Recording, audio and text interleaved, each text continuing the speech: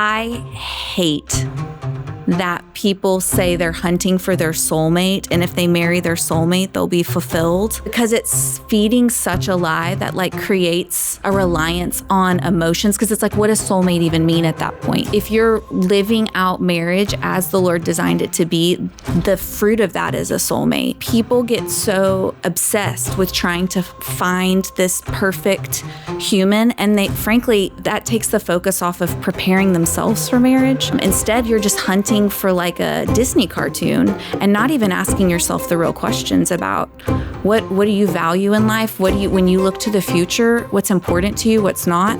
And then are you even ready to like have your humanity on full display, inflicted on another human being? Because that's really what we're doing when we're married. You know, it's just inflicting our humanity on each other.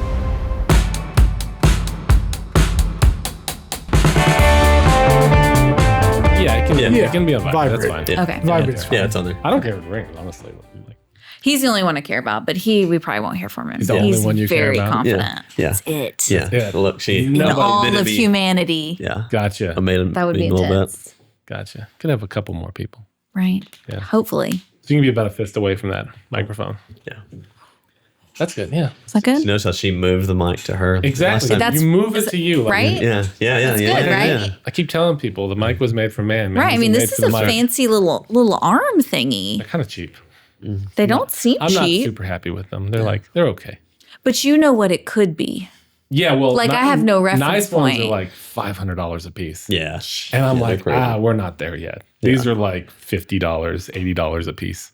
They sound good on, like, when I listen. Oh, they don't make sound. Yeah. Oh, you're just talking about literally just the arm. No, these are not cheap. Yeah. I got a deal on these. Yeah. Yeah, they look fancy. Yeah, they are. Like Walter But Cronkite the vibes. mic stands are cheap. Yeah. Yeah. So I shouldn't, like, I mean, do a pull-up No, on I mean, it. you give me a reason to get rid of them and get new ones. Yeah. It's like, You all right there? Yep. Getting it I just guess right. I'm slightly taller than probably Josh. slightly. Just slightly. Yeah. Torso line. Could be torso length. Yeah. You know, my wife and I have the same inseam.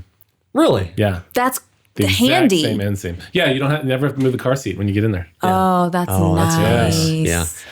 And we can share pants. Right. Which can be really helpful. It can be sometimes. There were a couple Yeah. moments. I think when we were filming Sons of Thunder, they didn't have a guy to ride the motorcycle. The actor who was supposed to ride off on the motorcycle could not ride a bike. Mm-hmm. So he was in this scene, he's stealing the motorcycle from the main character. Yeah. He can't ride a bike. He's this little guy. And so like, we need a double. So they're like, Amos, can you be the double? I'm like, sure, but my wardrobe is completely different than his. We didn't have a matching wardrobe. We didn't even tell the wardrobe lady. She got pissed Yeah. because we just like threw someone in there.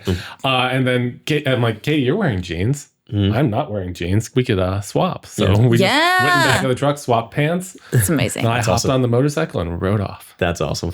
So then you're in Sons of Thunder. I'm in Sons of Thunder. Yes. The back of me. Yeah. That counts. That counts. Yeah, doubling. Yeah. So You're on a- physical presence there. on a big old hog. Absolutely. That's awesome. Yeah. That's It right. was an unwieldy motorcycle. I did not. Yeah. No offense, Randall. I didn't love that motorcycle. Yeah. And it never wanted to start. Like Ooh, it, that's a problem. because it was I think it was a Japanese motor, but it got overhauled by some. You know how you have like Hennessy and different car companies that like overhaul cars? Well, they do that with motorcycles all the time too. Okay. So it was one of those kind of deals. Oh, okay. And the thing just, I don't know. When it ran well. But Yeah. a lot of times it didn't want Getting to it start. to kick on was always the hard one. Just keeping you humble, you know? Yeah. I'm keeping Randall humble. Yeah. Keeping that's right. Randall humble. That's right. It obeyed you, though. Well, he was running when I got on it. Yeah. So I didn't Oh, have okay. to start Yeah. it. So, Set up for the win. That's good. so how are y'all doing? We're doing good. Good. Doing excellent. Yeah. We know Josh. How are you related How am I related? to Josh? To yeah. Josh. I am his wife Oh, of 17 years. how'd that happen? How did he accomplish that? How'd we pull that off? Yeah. You mean, how did I pull that off? No. Do you know what I mean? Locking down Josh Evans. You're like, you saw that guy across That's the campus. literally, freshman year. Like what? 2 days into Yeah. freshman year? It's your story. I'll let you tell it. Intramurals. We went to Baylor University, and intramurals are a big deal there. And Josh was the girls' intramural football coach for my intramural team. What is that? What is an intramural? So that's like student Yeah. athletics Yeah. Student for athletics. fun. Yeah. Non-collegiate athletes. Non-collegiate athletes. Yeah. Let's be clear, I'm one of those. And so it's like in the dorms, it was like whoever wants to play flag football can sign up. They'll put you on teams like based on your age. And then you have like big tournaments and everyone's terrible except for like the 4 people reliving their glory days of high school. Everyone else is just having a good time. So Josh was one of the coaches for our girls flag football team. So, and I was like, yeah, That guy right there. that guy right there. So what'd you see? I saw that he was confident.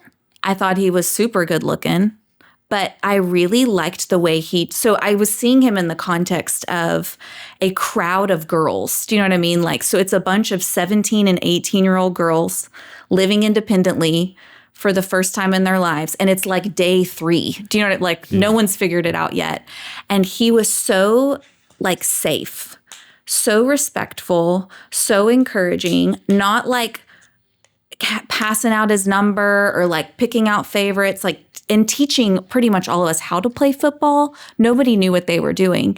And so just he made it really fun. And his co-coach was one of our dear friends. Yeah.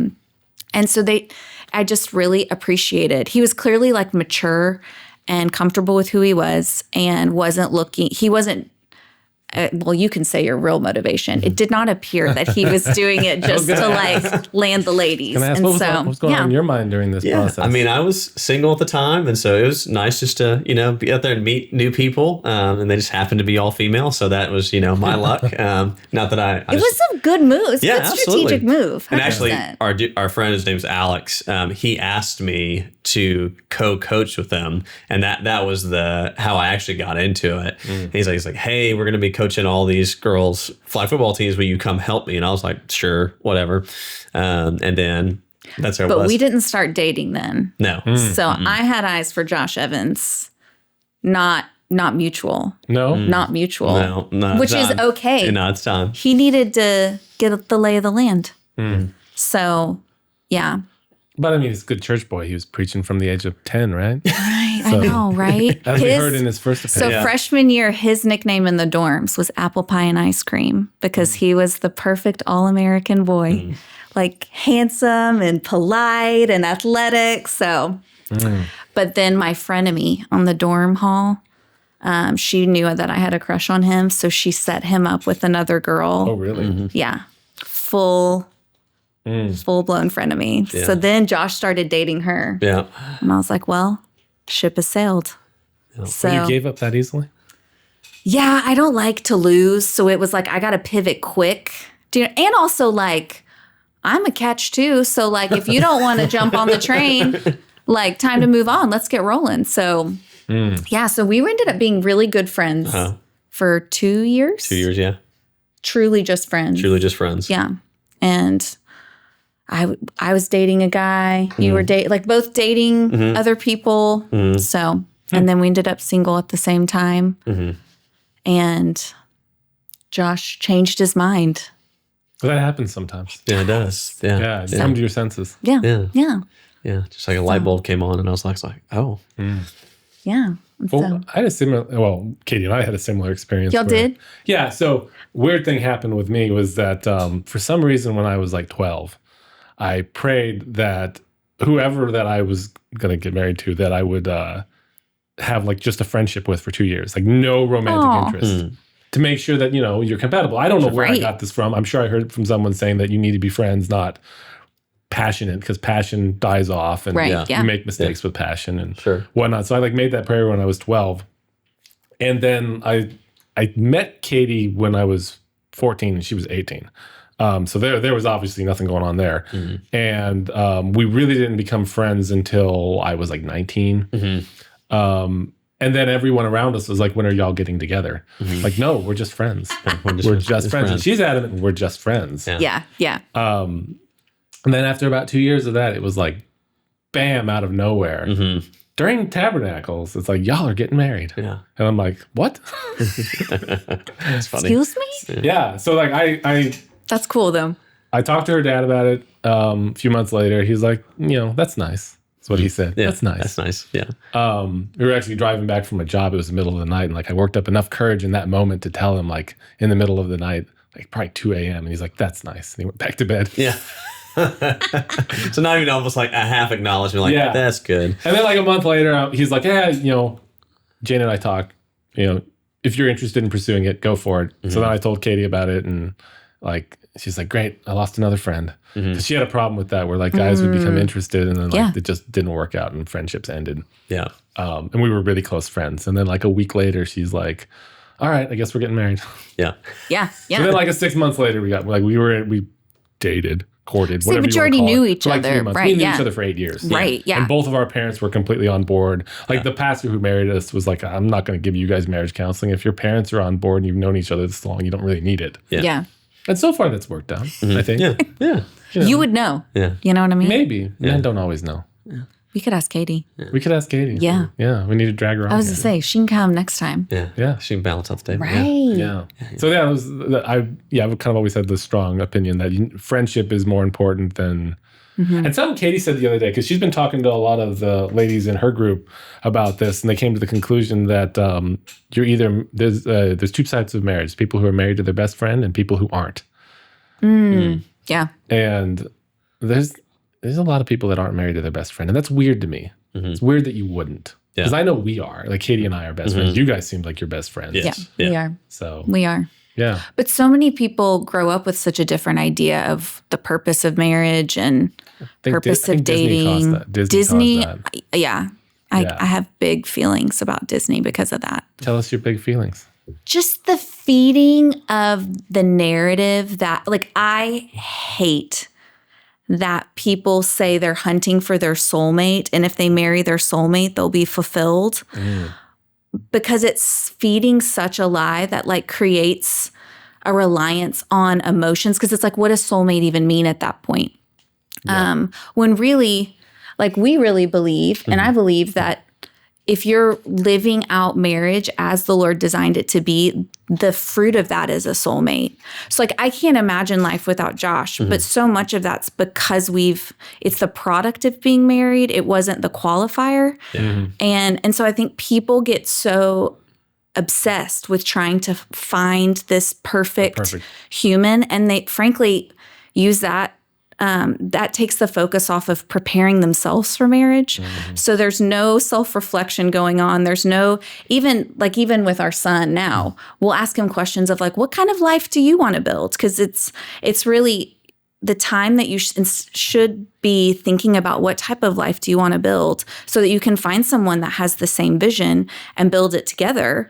Instead, you're just hunting for like a Disney cartoon and not even asking yourself the real questions about what do you value in life? When you look to the future, what's important to you, what's not? And then are you even ready to like have your humanity on full display, inflicted on another human being? Because that's really what we're doing when we're married. It's just inflicting our humanity on each other. And so it's like, I mean, there's a truism to the statement that like, if you can't handle me at my worst, you don't deserve me at my best, which I know is like often twisted in a negative way, but it's kind of true at the same time. Yeah. Like you kind of need to know someone at their worst. For sure. And like, have I been honest about what's like, am I ready to work on my worst, or am I just so fixated on theirs, Yeah. It's like if people, and I feel like if you think about even like historically marriage and like arranged marriage being such a common practice for so long, so much of marriage preparation was preparing yourself for the covenant and institution of marriage. It wasn't hunting for like this caricature of a perfect human. So we just have such a strange way of. So you pro arranged marriage or anti? I don't like pro or anti. I don't like binary. Like I think there's always spectrum. I understand why arranged marriages existed, and I can see the wisdom now, as many years as we are in, having people older and wiser say, I actually know what is the basis for a healthy marriage, and this would be a good match for a healthy marriage. Like, well, let's define the gradient of arranged marriage. Like you have like all the way from like political marriages where it's like you're marrying that person for X, Y reason. Right. Yeah, for sure. And all the way to like, just go out there and find whomever Right. Figure it out. Come Free tell for us. all. It'll be your first marriage. Don't worry about it. Type Right. of mindset. Yeah. So like I definitely fall somewhere over here where I do think like kids need to get out there and find who they want to marry And take responsibility for it. Yeah. You need like I think one of the most important decisions you're going to make in your life is who you're going to spend the rest of your life with. It's kind of something you can't undecide. And so when you kind of want the advice from the people who know better above you. Yes. Or you hope you'd want it. Yeah. A lot of people don't. Provided they know how to be married well too. A lot of parents don't know how to be. It's their first time living too. But yeah, I think that when it comes to that level of a decision, you'd want, like if you're buying a house, you go to your parents for advice. If you're buying your first car, you go to your parents for advice. Why would you not do the same with your marriage? Yeah. Right. Like I personally would not have gotten married without my parents' approval. And I know she would not have either. And I think that's something that's missing from society, where we've gone toward this very atomistic, go out and find yourself, right, rather than being part of the community and the social, how does this bring positivity to the community? Yeah. But you also hit on, there's a lot of people who are in the process of looking for a partnership for marriage that don't have parents that are trustworthy or wise, And then I feel like we see a lot of that of young adults who are really trying to walk wisely, but it's not safe for them to rely on their parents because, and so that creates that type of brokenness is really hard too. When we had our parents' approval and respected their input a lot, but we also have really healthy, loving parents. And so like super great, but I realize that's a privilege in this day and age. It's not a given anymore, or maybe wasn't ever, but blessing. Yeah, because her parents actually told me no when I asked. Oh yeah. Yeah. So I went and asked them, and they said, "We love you. We just don't love your timing right now." Because at that point we were still senior years in college. Juniors in college. Senior. Yeah, I went because we got engaged. Beginning of senior year. Yeah. And so because they had, it's kind of funny when I called them, I said, "Hey, I'm going to be spinning through Nacogdoches," which you don't spin through Nacogdoches going to Waco from where I lived. So they knew exactly where I was coming for. And so they had this notebook of list of questions that they were going to walk through with me. And I'm not kidding. It was long. I think we had like a 4-hour conversation over all these things. And they said, "We love you. We just think you guys maybe are going a little bit fast, a little bit young. And Josh, you don't have a job yet, like when you graduate." And so we were actually with them recently, and I was thanking them for how they treated me during that process and how grateful I was. Thank you for telling me no, because I quickly got out and found a job. And I'm gonna get this under control. I'm gonna get something down real quick. Get into gear. So, but to your point, motivator. But to your point about having parents that would say, "Hey, there's some pitfalls if you don't have these things in place," or not that it could prevent you from having a good marriage, but let's make it as an easier transition so you don't have these obstacles in front of you. Yeah. And so that's the wisdom of a parent that has a great marriage. Yeah. I didn't have a job either, but they let me marry her. I had a skill. Yeah, you had a skill. Hey, that's helpful. Yeah. So, I did flooring and stuff like that. So like I knew how to go out and make money. Yeah. But we have always mostly done like, contractor or like bid type work. Yeah. So yeah. So you guys have done marriage classes and whatnot. A marriage class. Just the one. Yeah, we did that one marriage class, but we've done marriage counseling. We've done a lot, like premarital counseling. But that was like our first class that somebody asked us to teach, which was interesting for us. And it was a great exercise. They gave us a curriculum. They were like, they asked, "Would you teach a marriage class?" And we're like, I mean, sure. And they're like, "Here's a curriculum you can look at," and we're not fans of it at all. Right, no. You want to say why? Yeah. It was like, it didn't reflect the way we actually live out marriage. It was very much like, it was very here's transactional. What I need, and here's what you need. And so I'm going to always talk about, like, it just felt, it was very needs fixated. And like making sure, I don't know. It was like, we can't teach what we don't really believe and live Yeah. day to day. Like, Yeah. how do you teach that? And so we ended up making our own. But it was this great exercise of like, how do we put into words? Actually thinking through Like- the process. I mean, the best Yeah. way to learn something is to teach it. Yes. Yeah. So So and actually having to write your own curriculum. Right. Right. Yeah. And then like really even have to ask ourselves, can we back up? Did we make this up? Can we find this in scripture? You know, like it was a really great, so we spent a lot of time on it, but I mean, just preparing the curriculum, I think was like, it was our own marriage class Yeah. for us in a lot of ways. Yeah. It was really great. And so To figure some things out. Yeah, I mean, just I think it helped us learn. So one of the things we always talk about is you have to. We always talk about in our typical marriages, we talk about them together, and where we start is we start with you as individuals first, because you have your own unique experiences that you come from, your background, and so we've got to focus on identity as individuals before we become identity as a couple. And that was always really important to us because we are naturally very compatible, and that's probably why we never really fought a lot or had a lot of arguments because we're naturally compatible. But at the same time, we're naturally confident, independent people. So, and that was a good thing for us to begin to flesh out, why are we like that? Why does this work? And we begin to root into like, okay, if we can't establish our identity of who we are and who God says we are as an individual, then man, if you can't do that as an individual when you're not married, it's going to create all sorts of havoc when you step into a marriage, because you're going to be expecting Emily to fulfill all the things. You complete me. And that's one of those things that Disney and movies have always fed people, and that's not it. Yeah. And so Where do you think that concept comes from, that like I'm going to marry someone who's going to complete me or fix me? Or I know we say it comes from Disney, but it's still, there's a root somewhere else of it.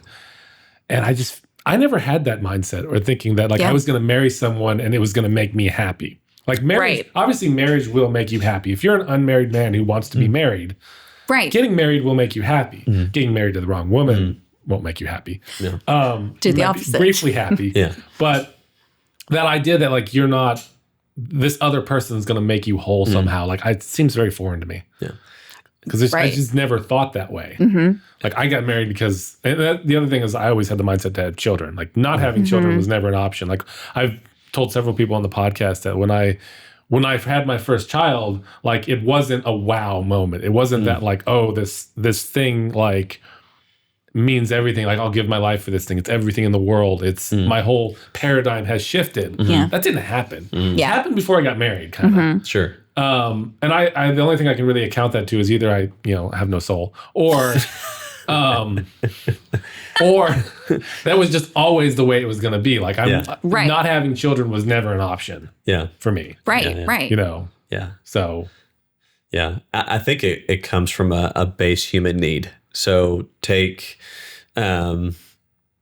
everything out that we as Christians believe, and then you take out a basic human has needs. And so we're always looking for something to fulfill that emptiness, whether it's food, safety, house, all those things. So like Maslow's hierarchy. Yeah, exactly. Yeah. So we're always Pyramid. trying to fulfill some kind of need that we have that. And then two, we know we can't within ourselves fulfill that need. So obviously we look for outside. So typically God has that answer for us, but then we go start looking in an imperfect place to fill that need. And that's why you see, the things. And I think, especially for young girls, the stories and movies that get pushed, like really targeted at girls from an early age, are this girl's a mess, her life's falling apart. She has big adventures. She falls in love with the dude that happens to be on the adventure, and like she's complete. And so I think on a really subconscious level, there's something planted of there's something I've got to find in my like future husband that's going to actually make me whole on some level and complete my happiness, my security, my confidence, which is, gosh, That's how it was like in classic Hollywood up until about 2010, and now it's like all girl boss. Right. Men so are it'll be stupid. interesting. We don't need the men. Right. Yeah. So it's going to be interesting over the next, 15 to 20 years as the younger generation who's being hit with the adjusted message. How does that play out? Well, given where it's coming from, I don't think it's going to be a positive. I don't think so. Yeah. But it might look different than what it is now. Yeah. Well, I think we're already seeing it because when you think about it, like 2005 was 20 years ago. So like the girls who grew up with that message through the aughts or the teens, are like in the world now and out there and like, and you're kind of, I think you're seeing, I mean, you're certainly seeing it with like the whole OnlyFans community and all that, like how that's blown up. And everyone's kind of resorted to prostitution. Yeah. Well, and what's interesting, I keep in touch with a few.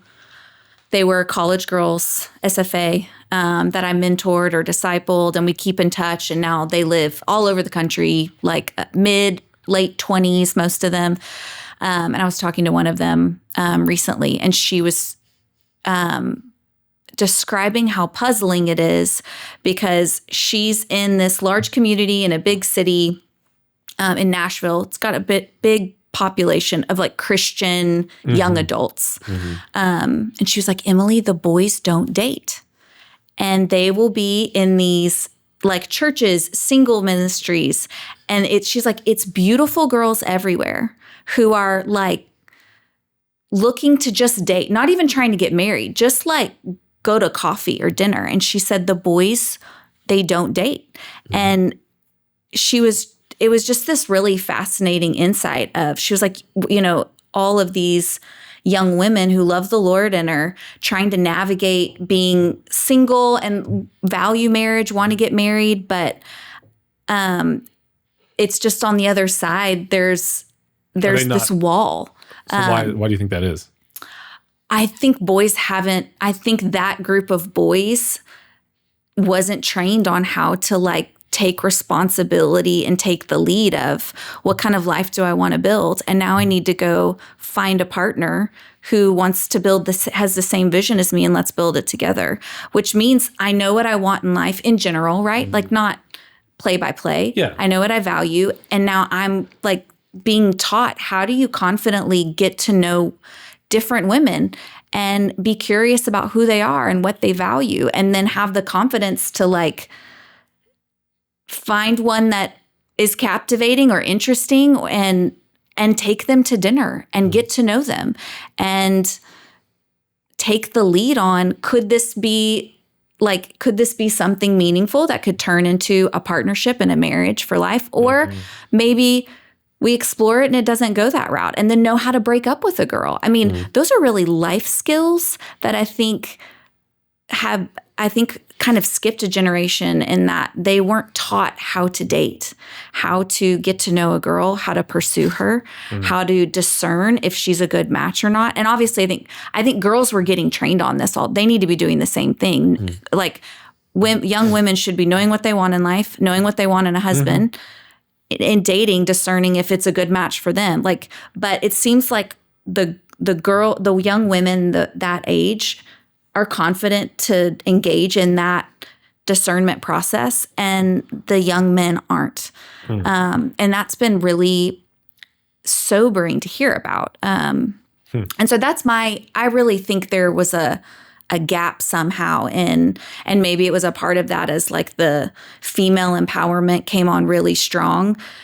Young boys and young men weren't taught how to confidently discern, certainly like in culture, there's been like men take a back seat kind of thing in the culture, and that's going to affect boys at a certain level. And then there's also the risk reward structure of marriage. So I think like why women naturally want to seek out marriage more is because from a biological standpoint, like you're stuck with the offspring. You want a man there to help you raise them and take care of you while you're taking care of his child. And men don't have that biological structure. They can just like hit and leave. And so it takes like a lot for a man to like commit to a marriage. But if the value versus reward, the risk versus reward is that she can leave you in 5 years, take half your money, and just like and you don't like, how do you know whether you can trust them? Because their parents have been divorced, their uncles are divorced, all these men they know are divorced. So like, why pursue that? Yeah. And like, I say this being extremely pro-marriage. Like, I think it's the best thing a man can do is get married. Like, I got married at 22. Yeah. So by no means am I against that, but like I was very fortunate to like fall into a very like Christian community. Like we met at Bible camp, and we like I said, grew up being like really close friends, and just realizing that I actually had the realization at one point during our friendship that whoever I do marry, Katie will be a problem for that relationship. Yeah. And I was like, that might be like might have to end this friendship. Because like it's going to be a problem for whoever I marry. And and then I ended up marrying her. So I guess it was a problem. But I also wonder too, in that particular generation that we're talking about, because we see even the guys that I mentored, that they some of them are still single, and then some of them have had a very difficult start in marriage.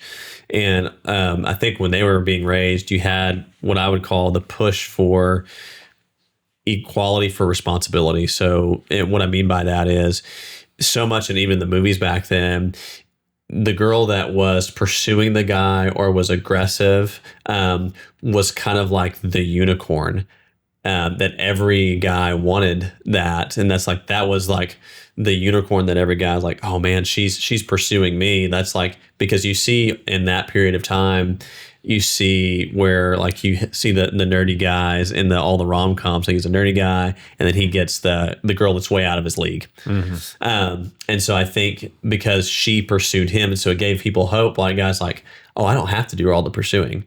It's okay. And it's okay if the girl pursues me. That's healthy. And that's like, and that's a way to empower women to say, you have responsibility too. It's not just on me to pursue you. And I mean, that's what I remember talking to guys that I would either disciple or mentor, like, and they'd be dating a girl, or he's like, yeah, I don't call her. I don't, I don't follow up after we had a date, or, all these things. I'm like, dude, what are you doing? And then they wonder, like, man, I got my feelings hurt. They kind of ghosted me after. I was like, well, duh. You were sending every signal that you had no interest in her. So what do you want them to do? And so that it perpetuates that cycle, but they weren't learning to say, hey, you got to do this. Because even when we started dating, I had a good friend that was interested in her too. And so we were kind of like competing for Emily.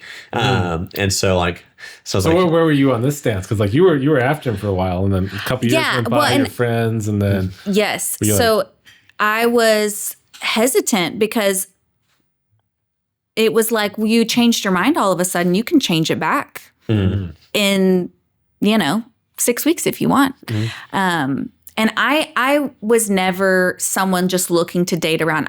I was always a very self-confident person. I was very happy to like graduate college, single, go out on my own. Like I was in college to get my degrees, to get the skills I needed to like go launch into corporate America and kind of prove to myself that I could pull it off. So I really wasn't there to like find my husband.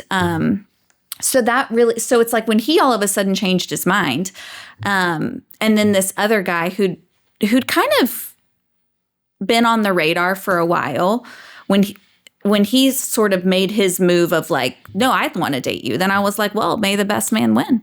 Like, and I'm really thankful we had that, because I think it helped reset our dynamic of it wasn't like I was the pining girl that finally got her dream guy. Because it's like, that wasn't what that experience was for me. It was like, I was going to crush it at life, whether Josh was along or not. Yeah. And so it helped. So it put him in a position then to have to pursue me and to like win. Kind of right. Yeah. So, and it helped boost my it kind of proved to me, oh, he really does care about me. He really has like changed the way he feels about me, because why would he sort of engage and participate in that if he was just sort of fleetingly going to discard me or something. So I think it helped build confidence of like, oh, he really does. And we were good friends at this point, but it was like, okay, he really has changed his feelings towards me. So, and I think that's what, in the beginning, that's what kind of changed for me. Because up until that point, girls that I dated were very nice, more sweet, like very like, just kind of did whatever I said or whatever your opinion was. That's great with me. I always, at some point in the relationship, I was like, man, there's this, that's not what I wanted. And then Emily, very confident and very like independent. And I found that very refreshing. Emily's a very direct communicator. I know what she's thinking, in a good way. That's helpful. In a good way. There's no games. There's no games at least. Yeah. It's all face value. I want a game sometimes. Yeah, that's one of our rules. Like we ask each other like face value, and she's always like, every time. I'm like, okay. But that's what was refreshing about Emily, was that she was very confident and independent, and she had if you ask her about her background, she is a very intelligent, one of the most intelligent people I've ever met. And she had a very great opinion about most things. And she had an opinion, for one. And then two, it was always very well thought out and I was like, oh, I could probably buy that. And so that was always like, I was like, okay, like I could see myself like being okay with just being me and her. Like, even if like kids weren't in the picture, we would be okay if it was just us two.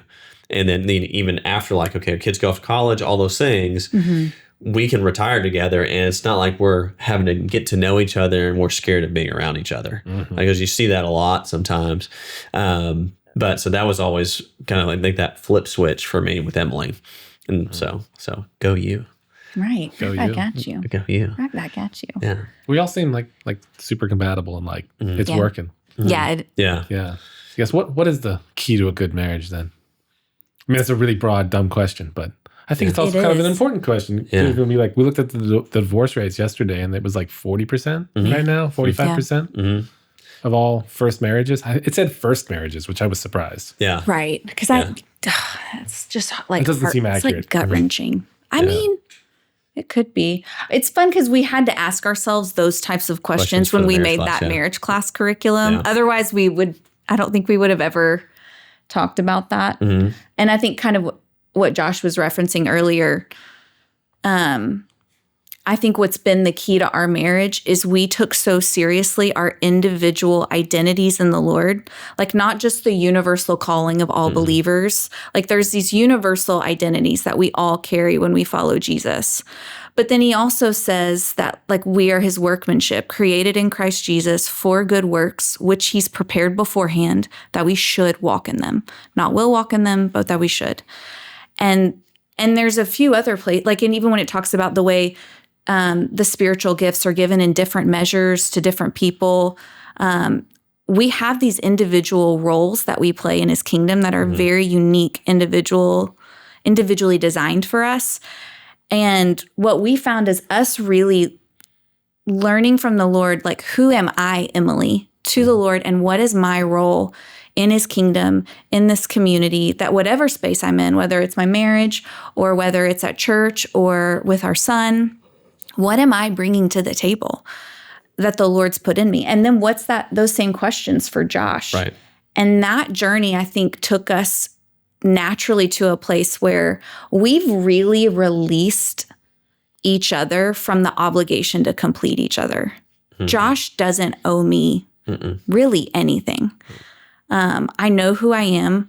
I know what I'm here to do. And so now that means when he meets needs or when he does anything, moves towards me in love in any way, it's not backfilling some deficit that it's about time you did that, because I don't actually expect that from him. Sure. And vice versa. He's the same way. And it means when one of us, like when I'm in a low spot and I'm not showing up well in our marriage, he's able to move from a pretty healthy whole place and just keep our relationship safe for me to struggle and get back to solid ground again, and vice versa. And so it's allowed us to not damage each other in the hard times when Sure. one of us is having a difficult time. sure. And then it makes the good times just really feel like our cup overflows because you're not paying for a past debt of like a difficult season. And so Yeah. I think Yeah, and that's really it. And I think from when we get into that, like at you as individuals, and then you get to a place where my sole responsibility in the marriage is to create an environment where Emily can thrive and who she was created to be as an individual. So instead of me forcing her into the box that I want her to be in, or what the force or the pre-decided way our marriage is going to be, I'm simply here to create an environment where she can thrive. So for Emily's personality, I have to give her room to process. So when we go into a hard subject or she's experiencing something hard, for me to insert myself and say, I think you should do this, this, this, and this, and play Mr. Fix-It is the worst thing I can do. Because I have to let there and sit and let Emily stew with it, process it, and then she'll come back to me and she'll invite me into it. And then that's when we can do the work together. But I know that. And so I'm creating a safe environment where I'm not pressuring her to move or to give me an answer or let me in or let me do something and let me fix it, because you don't know what you're doing, but I can fix it. Let me fix you is what that's communicating, really is what that is. It's really creating an environment that's a safe space for me to let her thrive and do her process, because she's been uniquely wired in the Lord to do the thing that she does. And so let her do that thing. And so that's what I think. One, we don't expect, like when she's in a bad place, it doesn't change how faithful I am to the Lord. And so that it does, like her actions towards me doesn't impact the way that the Lord's called me to treat her. And that's a really hard thing to learn in marriage, because so much of it we feel like, and culture teaches you, well, if I do this for you, got to do something of equal value to me. Tit for tat. Yeah, right. And so really it's... Which I hate. Yeah. I hate tit for tat mindset. Oh, yeah. it's so damaging. It is, because everything's transactional. Right. It robs it of like the beauty of it. Yeah, well, and also like if you just look at society in general, like set aside marriage, but like it makes it to where like I'm only going to give as much as I can get out of this. Right. Yeah. And so everyone just becomes an individual trying to survive on their own rather than being a community. Yeah. And it's that scarcity mentality. Yeah. You know, of like zero-sum game. Absolutely. Yeah. And life is not a zero-sum game. There's always more. Yeah. There's always more prosperity to go around. Yeah. And it's doomed to fail, right? So because humans are involved, if I'm relying on an imperfect human to do it, it's doomed to fail anyways. And so that's I think in general, like that's kind of what we believe is kind of the start to a healthy marriage. If you can find that uniquely designed way that God has designed you as an individual, and then it becomes not to where Emily is the sole thing that I complete or I expect things from her. And I truly do look at creating an environment for her to thrive. It wildly changes your perception. What do you mean by thrive? Define thrive. So defined by thrive is that she... Because I would assume it goes both ways. Like you probably believe the same thing that he would, it's not just all about Emily thriving. It's about both of you thriving. So it's like I knowing how the Lord created him. He is created by the Lord to bring order to chaos. He does it in every sphere of his life. You mean Josh specifically? Josh specifically. Yeah. That is the role he plays. And that's the way the people experience the presence of God, is when they are in mental chaos, situational chaos, professional chaos. Sure. Josh is the steady pillar that comes in and sets things into order. He literally is this expression of the reality that our God is a God of order and not of chaos. And so what it looks like for me to know that about him and to realize my opportunity is to create an environment for him to fully live out his God-given role to bring order to chaos. So practically what that looks for me is that means Josh values order, like deeply. And it's not just like he's a nitpicky, do you know what I mean? Like it'd be so easy to try to make that almost like a defect. Right. Yeah, persnickety. Yeah, persnickety. And it's like, no, he's actually tapped into this part of the Lord that like I see people deeply ministered to by him. His ability to minister to people struggling with anxiety and help them process the mental chaos and bring it to a place of peace and order is incredible.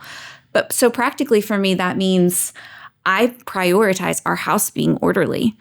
And it's not like I'm trying to be a good little 1950s housewife and that's what I'm supposed to do. It is when Josh can walk in and our home be the reflection of like what the Lord's dropped into him, it lets him breathe instantly. And it lets him taste the thing that he's building all the time around him. Well, it's also a place that's kept in order to the way, like, to his standards, and it's refreshing and it's peaceful. Yeah, right. For sure. As opposed to the world, whereas when you come home to an unpeaceful home, whatever peace means for you, Right. it's like you don't want to be there. Sure. Exactly. Yeah. And so it's something as silly as like prioritizing how our home feels when it walks in, and things being put away could feel really beneath me, or do you know what I mean? Like there's ways that could be spun as it's something unimportant, right? Right. Yeah. Where it's like, this is actually me ministering to Josh, like spiritually ministering to him. Are you naturally that way? Like naturally, like keep things orderly? Yeah. Not really. No. I mean, I've learned to appreciate it. No, Yeah. but like it literally feels like meaningful work that I'm doing for to minister to my husband, so that home is a place where he can be refreshed to go back into the chaos. Because he's always, when you're designed by the Lord, it means you're going to always be in chaos because you're the one bringing order to it. And so it feels like this massive opportunity to be like, wow, our home can be the one place, not the one, but one of the only places where consistently he's not having to like minister because he's walking into chaos. And that doesn't mean our house is perfect all the time, right? Like it's not this legalistic, but that's like on a real practical level of what it looks like to create even a physical environment for Josh to thrive, really based on his wiring, not just like, you should do that in marriage, you know, or. No, because everybody's not the same. Exactly. And if you try to say every marriage is the same, every two people joining together are the same. And you have to rely on what your wiring is, and what your wiring can be nurture, it can be nature. It comes from somewhere. Right. And just denying that wiring is does not make for a good marriage. Yeah. Just don't feel that way. Yeah. Right? Yeah, just don't feel that way. Yeah. And even him talking about how he gives me space when I'm struggling. So Josh needs the opposite. Part of the way he orders things is he has to get it out of his head. And if he can verbalize it, that's how he can visualize and then execute what needs to happen to bring calm and order. So when he's struggling, like, he doesn't need what I need. He needs the opposite. He needs me to move in, to stay physically near him, to ask questions, to give him a space to really talk deeply about what he's trying to order, and what chaotic thing is. He needs a sounding board. He needs the sounding board. Yeah. So it gave us that awareness of we actually need the opposite when we're struggling. Right. Where in early years, I would give him what I would want, you know, and he would give me what he would want. Yeah. And so it's helped give us filters of like, how do I understand what will help you thrive? And be who you were created to be, which is totally different than who I was created to be. So find out who you are before you get married. So or why? I mean, why you're married? But I mean, sooner the better. Yeah, the sooner the better. So I guess going back, like, how do you find out who you are then? I mean, to me, is you have to have a thriving relationship with the Holy Spirit. And what I mean by that is, you know, like Emily said, God has created all these things globally. Is when you become a believer, you take these identities on globally as a believer. So the big things like I'm a child of God, all those things that we think about. But then ultimately, like Emily said, he gives you, because he said, it's better that I go. Jesus said, it's better that I go so that the Holy Spirit can come. So he had enough emphasis to say, Jesus would leave, it's better that the Holy Spirit would come. So he gave us this value and he placed it in us. And so if you don't have a thriving relationship with it, you have lost one of the greatest sources of power that a believer has. It's the gift that he died for, right? You're not accessing. You're not accessing, right? And so it's one, and that being with the Holy Spirit is you learn to hear his voice. And so you learn, so when you read the scriptures and it says, I'm a child of God, I'm an overcomer, like Revelation says, all these things, Holy Spirit begins to identify specifically, how are you wired like that? All those things. And you have to actively pursue that, meaning that you have to spend time with them. And so I'm not really answering your point, like how do you find yourself or how do you find meaning? Well, and we did that in our class. Yeah. So in our marriage class, Yeah. we have written out like a prayer, kind of journaling guided prayer.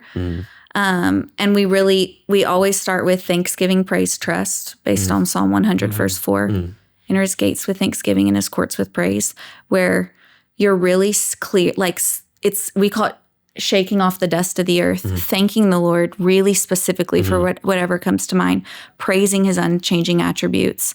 And then we really encourage people after you go through that, entrust to him the things that feel weighty and valuable that like are unresolved, and literally writing or verbally telling him, like, I trust you with this thing. I trust you with this relationship. I trust you with this job opportunity. And then from there, being courageous and vulnerable enough to ask the question, who did you make me to be?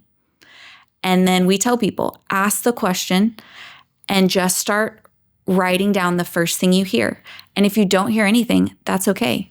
Just sit, he's not a vending machine. He's a being, an interactive, relational being. And a lot of times the silence is really to get us to just lean in and tune in a little more. It's not a bad sign. And if you don't get an answer, no problem. Tomorrow, do the same thing again. Knock at the door. It can unlock so much of life and purpose and identity and relationships and everything you do. So if you don't hear him right away, keep asking. He's not bothered by that. But it's really vulnerable to put out to the Lord a really specific question. Who did you create me to be? And to put yourself in a position of, I can't answer it myself. The only person who can answer it is the one who created me. And I think there's something really beautiful even about naturally putting yourself in a posture of vulnerability with him, of I'm asking you a question that I can't answer without you.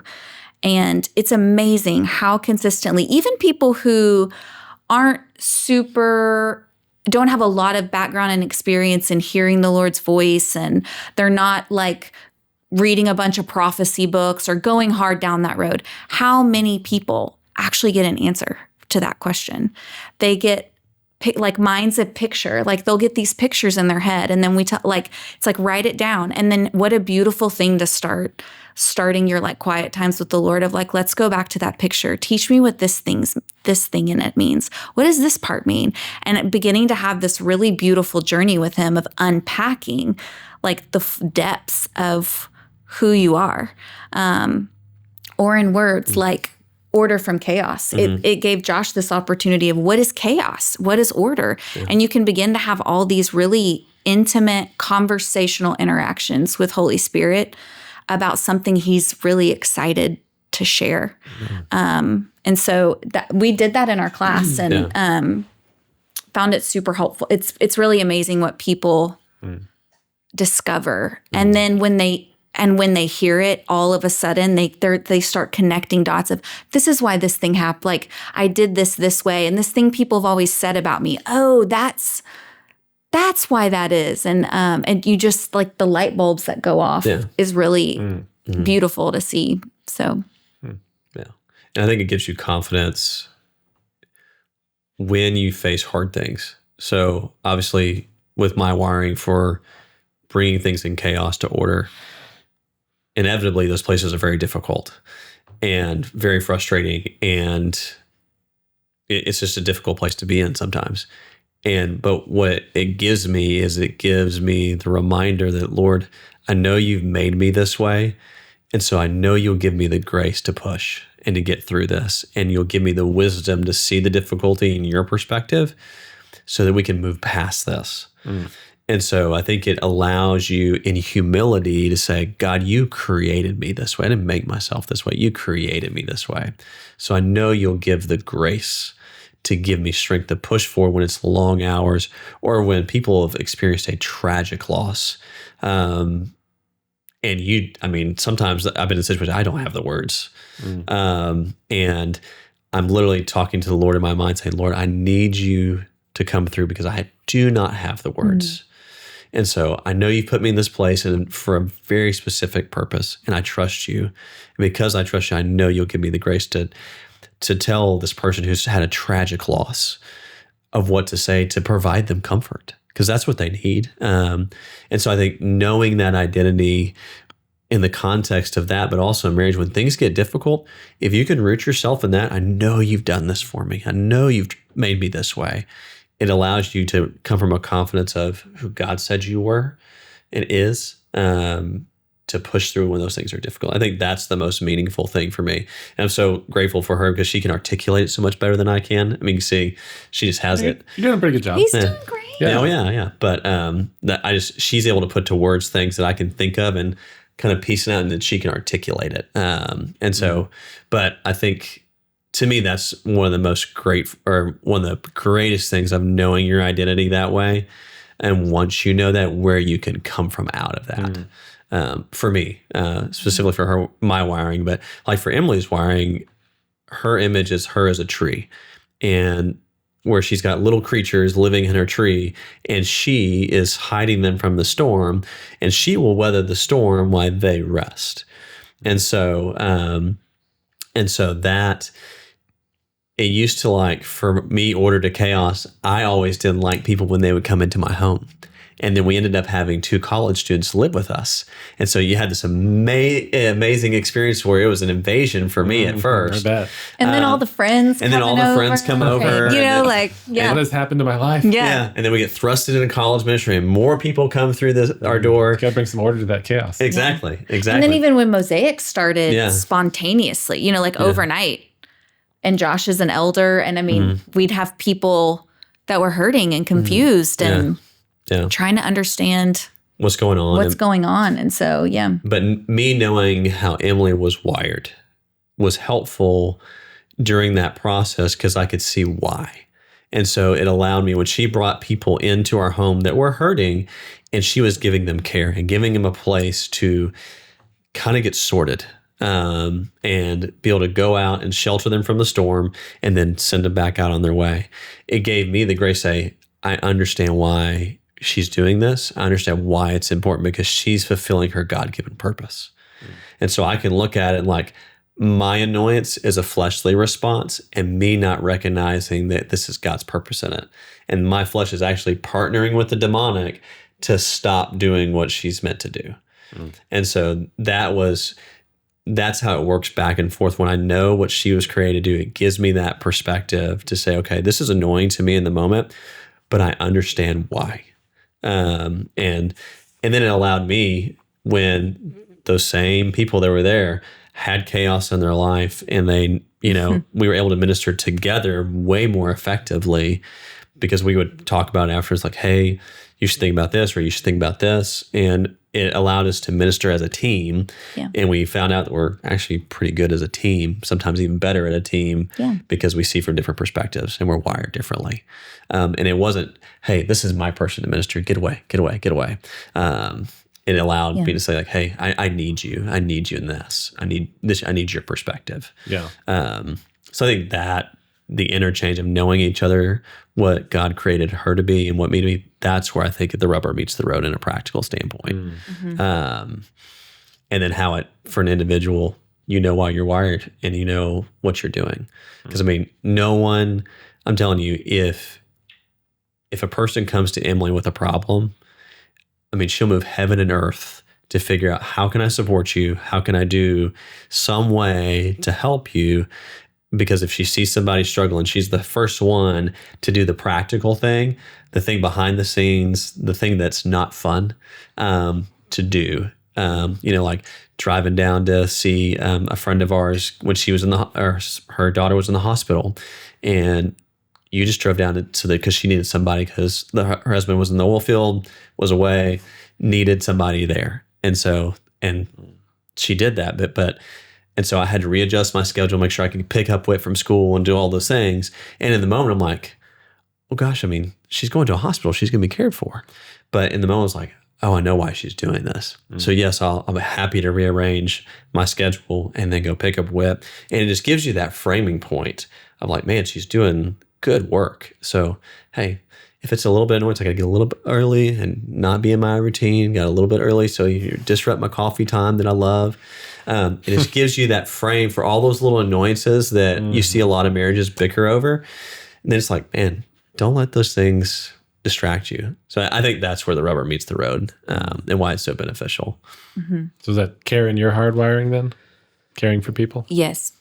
How do you approach that? Like, how do you recognize that need and then facilitate? So I think a lot of it is not just care. Yeah. I want people to have to feel protected.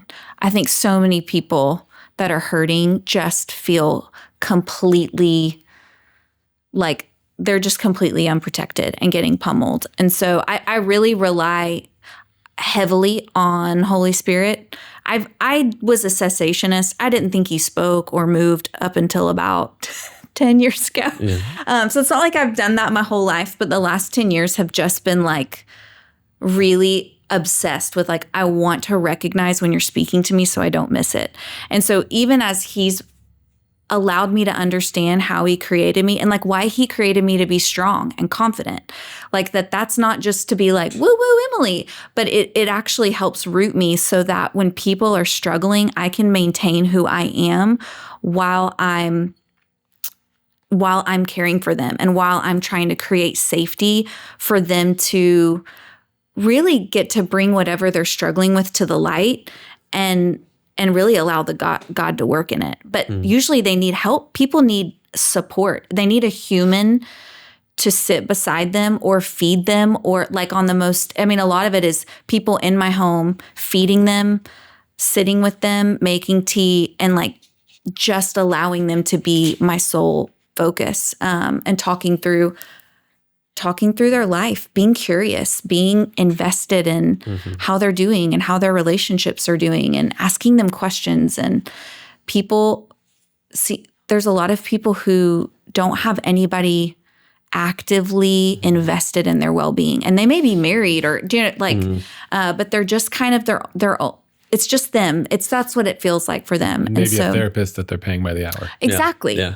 And so, so I really rely heavily on the Holy Spirit to tell me who he wants me investing in, because there were times, especially when I was really first finding myself in situations, it was just sort of a free-for-all of like everybody. And that's really where Josh's gifting is such a protective shield to me, because if I just swing in too hard and I really move outside of the good works that the Lord's prepared for me beforehand, he's prepared good works for me. So if I start adding on extra good works that he didn't prepare for me, they don't bear good fruit. So Josh is, even the way he's wired, can at times help rein me in of like, hey, like talk to me about this situation, or and I've learned over the years that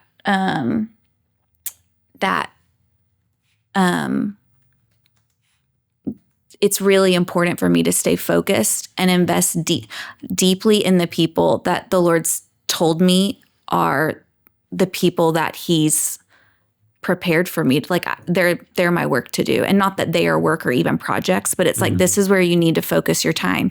And yeah, you're not trying to fix people either. No. Yeah. No. Gosh, that would not be your hobby. No, absolutely not. I genuinely deeply love humans. I think humans are incredible, and their complexity, the way, like even generationally, they can be shaped by things that they didn't even experience firsthand. And then watching humans, especially as they're figuring out what following Jesus looks like and applying that in real time to life, like it's the most heroic thing.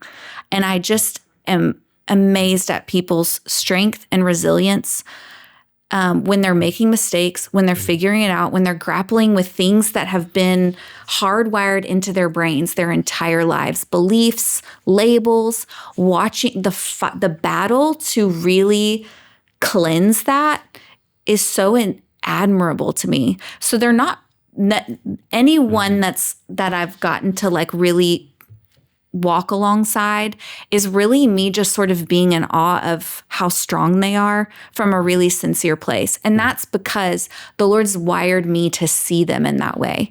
So I'm not like, I really don't have anything to offer them other than just being in awe of like how valuable they are. And and so that's usually, I'm just at the table like, you're so valuable. Tell me everything. And I want to know the details. I want to understand how parts of their lives connect.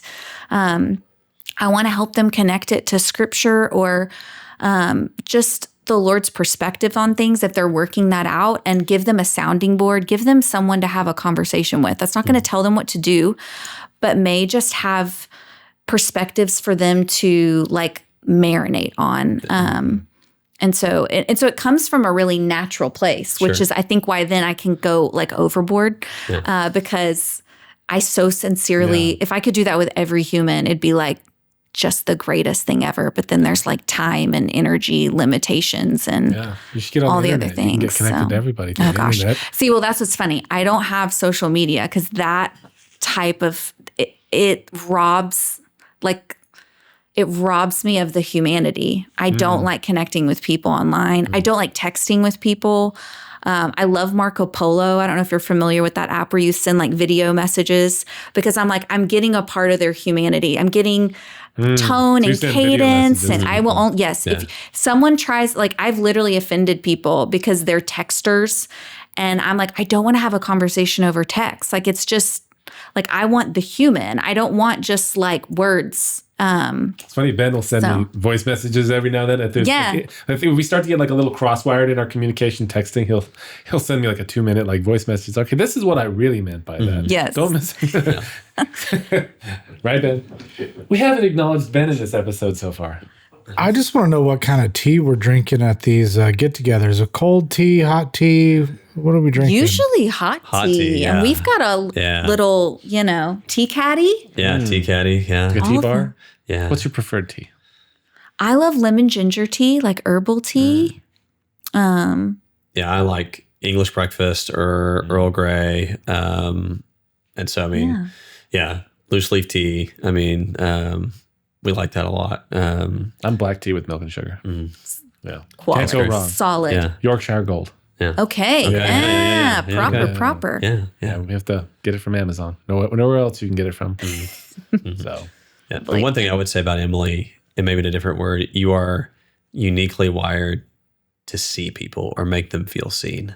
Because I think a lot of people that are hurting, and based on my experience and the people you've interacted with over the years, is they are unseen. They feel unseen. Because typically, in Emily's experience, or this is just my viewpoint, is a lot of high-performing, on the surface people are the ones that typically find Emily, and the ones that she sees, because on the surface, they don't look like they need any help. But she sees the situation that they're in. She knows them intimately and where she values them. And so she sees them when no one else maybe would. she's kind of like Sherlock. Yeah. Where she's like, She is like Sherlock. She's like, ooh, I see you got problems. Yeah. Well, and that's really where it's really Holy Spirit. And it's like he highlights people to me. And it's like, gives me a genuine curiosity to like understand who they are, what's their story. Yeah. And it's really amazing how so many times it's people who feel invisible. Yeah.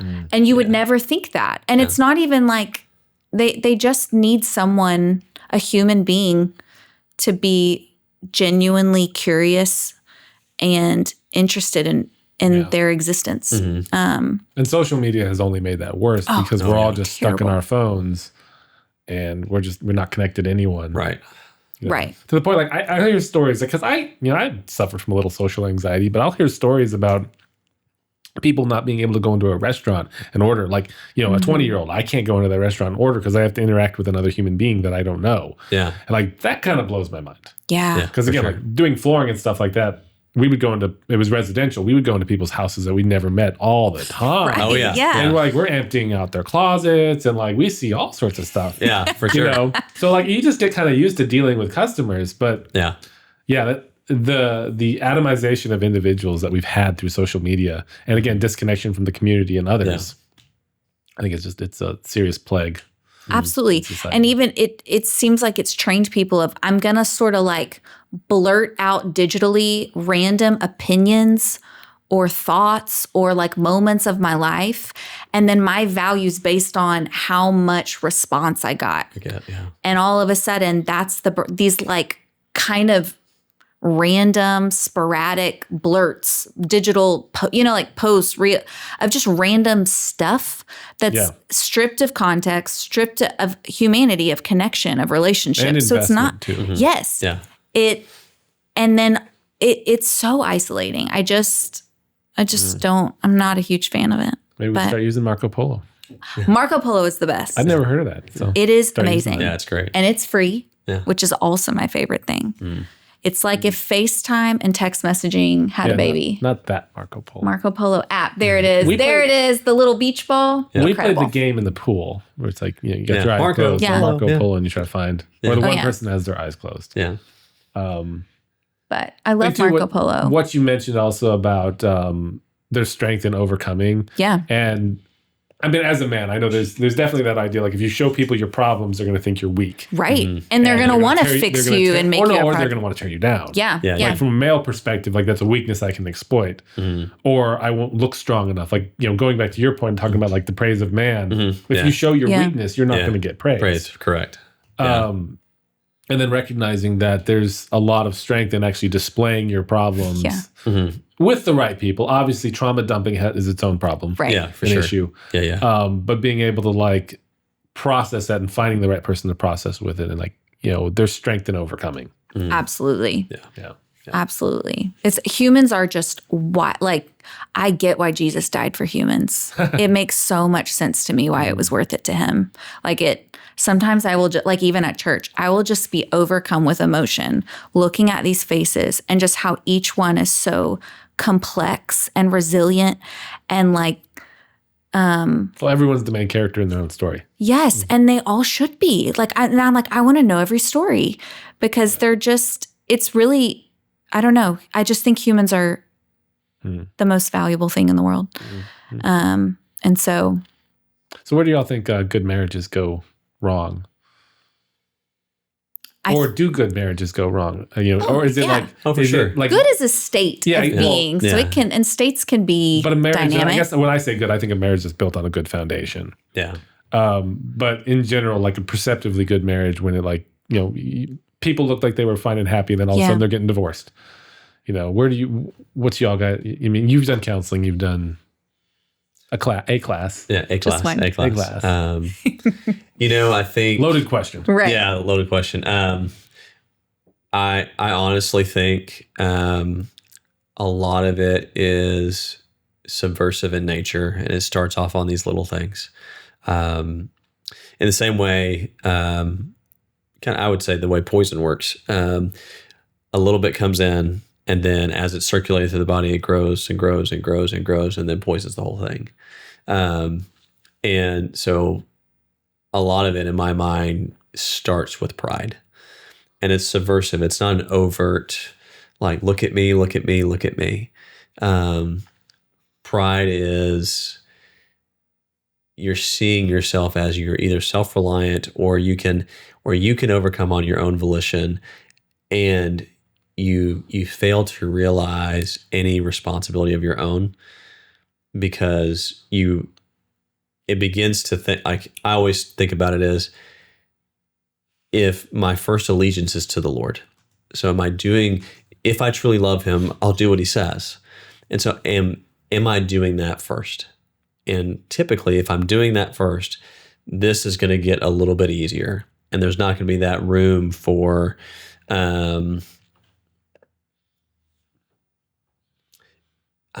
it's just, I think of all the people we've worked with, where it ends up is you see just this perspective on me.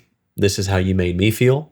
And there's a powerlessness that creeps in. Yeah. It's kind of like where we've really released each other from expectations. And that's an easy thing to say when things are great, but it's being committed to that when things are like life is difficult or one of us is not doing great. But when you've decided I can't be happy unless this other human being is functioning in a certain way or thinking in a certain way, like you have abdicated the power that we have through Christ to like walk an abundant life. You've literally delegated it to a human being who is flawed. And so you've set yourself up to be disappointed and powerless. And then when they inevitably can't meet the bar of perfection, then it's bitterness and resentment, which are just like the cancers of our souls. And like they just destroy everything. And so it's this really strange, and we're meant to walk in power and like through the Lord. And so it's like this just gradual giving away of power of you have the power to make me happy or unhappy. You have the power to make me feel valued or not valued. And I think that happens, like you said, really slowly over time. And I think also like the grass is greener syndrome too, where you're like that other thing out there that I don't have will make me happier. Right. Sure. Since this person, it's sort of that misdirected, what you put on your spouse should have been rooted in the Lord, the only one who can actually fulfill those needs perfectly. But instead of redirecting it there, it's like, well, we'll take it off of you and we'll put it on this person, this random person, or someone I'm DMing with, or this website or whatever, and just keep looking for Did y'all hear that thing where some woman sent $800 and some odd $1,000 to someone on the internet who was pretending to be Brad Pitt, and they used a bunch of like poor AI images. Like I feel really sorry for this woman, really sorry. But I believe she was married, and she thought Brad Pitt was in love with her, and he was sick in a hospital somewhere, and he needed money. Because Brad Pitt's short on money. Yeah. You know? Like they even went as far as to like create a news program from like known news commentators where they were talking about how Brad Pitt was in the hospital and he had Oh no. Gosh. and he had Like the hospital photos where his hair's still perfect from the red carpet. Yeah. But he's photoshopped into a hospital room. Yeah. And he had I believe they said like he was still with, Angelina Jolie, but he was really pretending and he was in love with this other woman. So they made this whole fake news video and sent it to her. And they they got a good that went all the way on the right there. Wow. Yeah. So that stuff's That's happening. a lot of money. Yeah. But I think on your path there, I think we've also seen when people experience a life-changing event or that first initial thing where this person did something pretty egregious. You see that like, oh my gosh, I can't believe you did this to me. How could you do this to me? And it's that whole thing we were talking about earlier, like you complete me. And so where my expectation is you can do nothing wrong to me. Not you can't do anything wrong, but you can't do anything wrong to me. I'll forgive you if you do something wrong to somebody else. But if you do something to me, there's retribution there. And we've seen that a lot to where that first initial trauma, which is, when someone has a life-changing event, there's grace beyond grace because it's hugely traumatic and things change.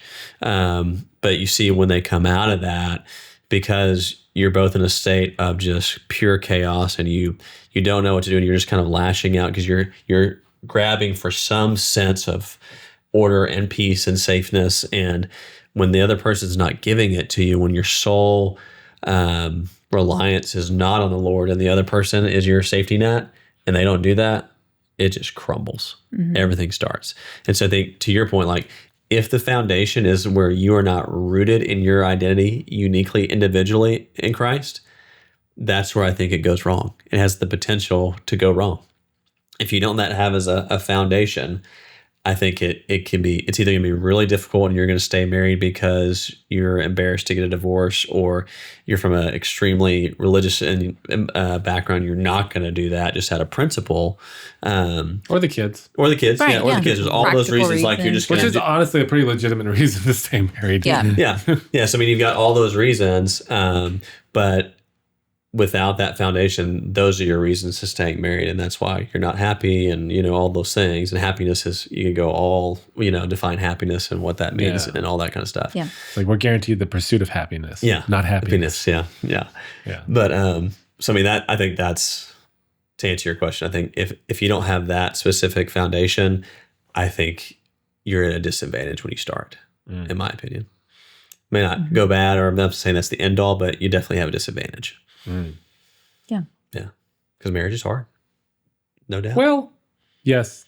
I mean, living with it can be. I guess I have a poor perspective on that because my wife and I are both hyper agreeable people, and I think that comes from being raised in households where my dad was a pastor, and her parents were definitely like a total line sort of people. So you learn to like grow up in this environment where if you push, you're going to get a lot of pushback. So that you learn to just agree and get along with people. And it's also part of our nature too. Like, my mom, she's very agreeable. Just to some extent. She's pretty agreeable. Yeah, she has her moments. I love her. Sternness. I love her too. She's my mom. So when we married, we just get along. Honestly, the problem is we kind of enable each other too much. Because we don't, like, if we do give a little bit of pushback, then when we feel bad and we're like, well, I'll just do that thing for you. Yeah. So like the whole like kind of marriage is hard thing is like a little lost on me because it's been pretty easy. Yeah. And like I think about, because I know you've talked about this on another episode, like when Josh went through his really dark valley of anxiety, like crippling anxiety, that was a season where our marriage was hard, but it wasn't because Josh is like a mean man who just didn't want to show up as a husband. It is because he was struggling to just get from one day to the next. And all of his energy, all of his engagement was absolutely fixated on just surviving. And that's all it took everything he had, but it still meant that there wasn't anything left to put into our relationship or our home, our marriage, our family. And so even if it wasn't like Josh is so selfish, that is not what was happening. And I knew that, but it still meant I was deeply alone on a human level in our marriage for a pretty long time. And having to really grapple with the reality of like, what if this is the rest of my life? Like, because when you're in that, you don't know when it ends or if it will end. Like this could be like the way our marriage goes from here. I don't have a guarantee that, like, I didn't know that the Lord was going to heal him the way he did. And I didn't know. And so there was a moment, we had a trip planned, an anniversary trip, and it was going to kind of be, we were going to our honeymoon spot.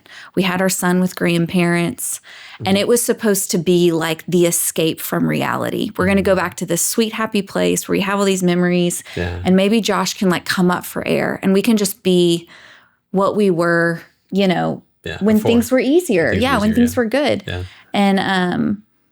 And we get on the plane to fly out, and Josh had a panic attack and was like, we can't go. Walk off the plane. And so we literally walk off the plane, and like the trip's non-refundable. It's prepaid. So I'm calling the place, and they're like, we can't give you your money back. And I'm like, I know. And they're like, can you come a day late? And I'm like, no, we're not coming. But even in that moment, it was like, I can't express how devastated I am because he's holding on by a thread. He's so devastated by walking off that plane. And it was this really, and like we'd loaned our home out to a family to stay in, so we couldn't go home. It really could have been like a terrible movie or something. And so we just started driving towards San Antonio because that's where our son was with grandparents at the time. Be a good movie, actually. I mean, honestly. And it was, if you see a script with similar plot lines, it's yours. But it was like that, the rest of that week, we're in a hotel, Josh is in bed pretty much the whole time. We'd go out to dinner at night, and again, he's feeling terrible. He cares deeply that we got off that plane. And I just remember I was sitting on the balcony one morning, like with my journal, doing my quiet time, and I just was literally like writing out to the Lord, like, is this the rest of my life? Like, can I do that? Like, if it's just me alone and there's no one to tend to my heart or to connect with, like, I can't go, like, maybe I'll never go on a trip again. Maybe we'll never go on an anniversary trip again. Like, because in that moment, if all you can see in front of you is what you're living right there, And the Lord so clearly said to me, I've always been your husband first. I've always been your husband first. Like, let him go. Like, not get divorced, but like, let him go of those expectations and like, let me prove to you that I've always been your husband first. And I'd never thought about the Lord in that way. So when he said that, I was like, that number one feels kind of weird. But then it was like, no, you can be my best friend the way Josh has always been my best friend. And like, you can meet me on this balcony when Josh can't get out of bed. And I can either decide that like I could have a vibrant support system in the Holy Spirit that can actually fill the gaps that maybe Josh wasn't ever meant to fill. I can either choose to believe he can do that or I cannot. And so that moment, I just went all in and was like, yeah, you are.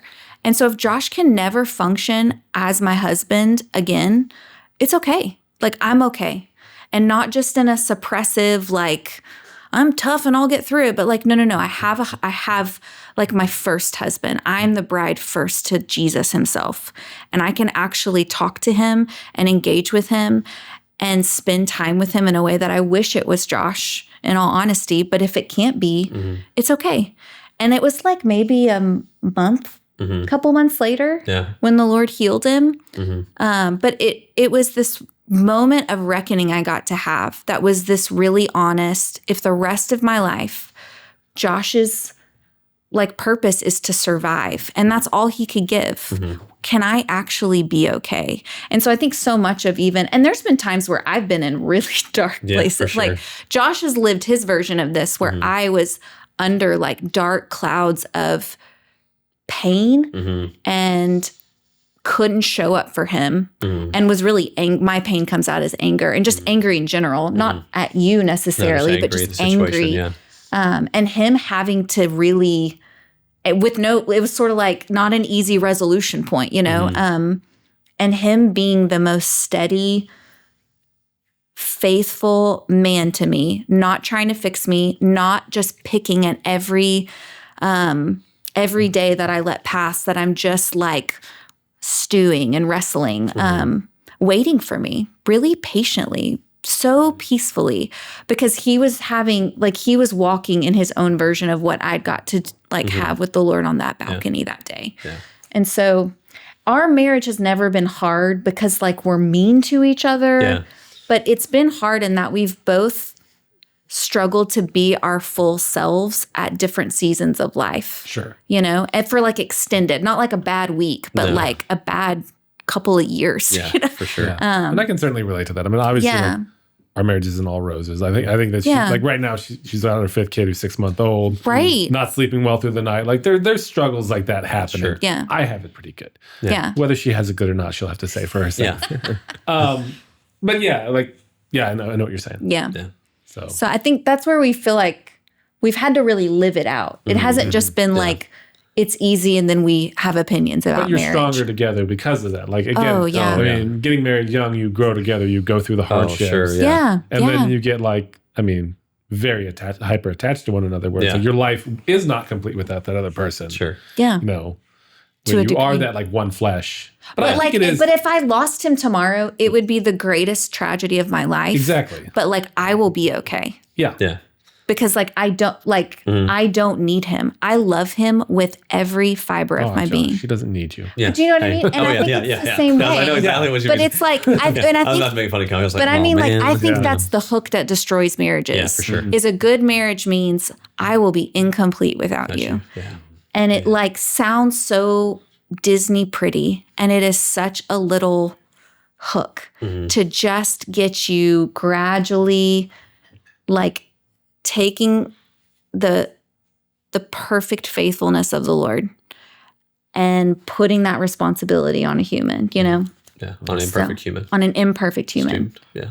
Even if it's like a freaking fantastic human. Yeah. So it makes like our love is really like, I have a lot of self happy confidence and because of her. sweet. She does this all the time. yeah. That doesn't sound too bad. It's not bad at Yeah. all. No, it's great. It's great. Yeah. So I think everybody should be married to Emily Evans. That's great. Wow. Talking about hooks, what do we think about the phrase happy wife, happy life?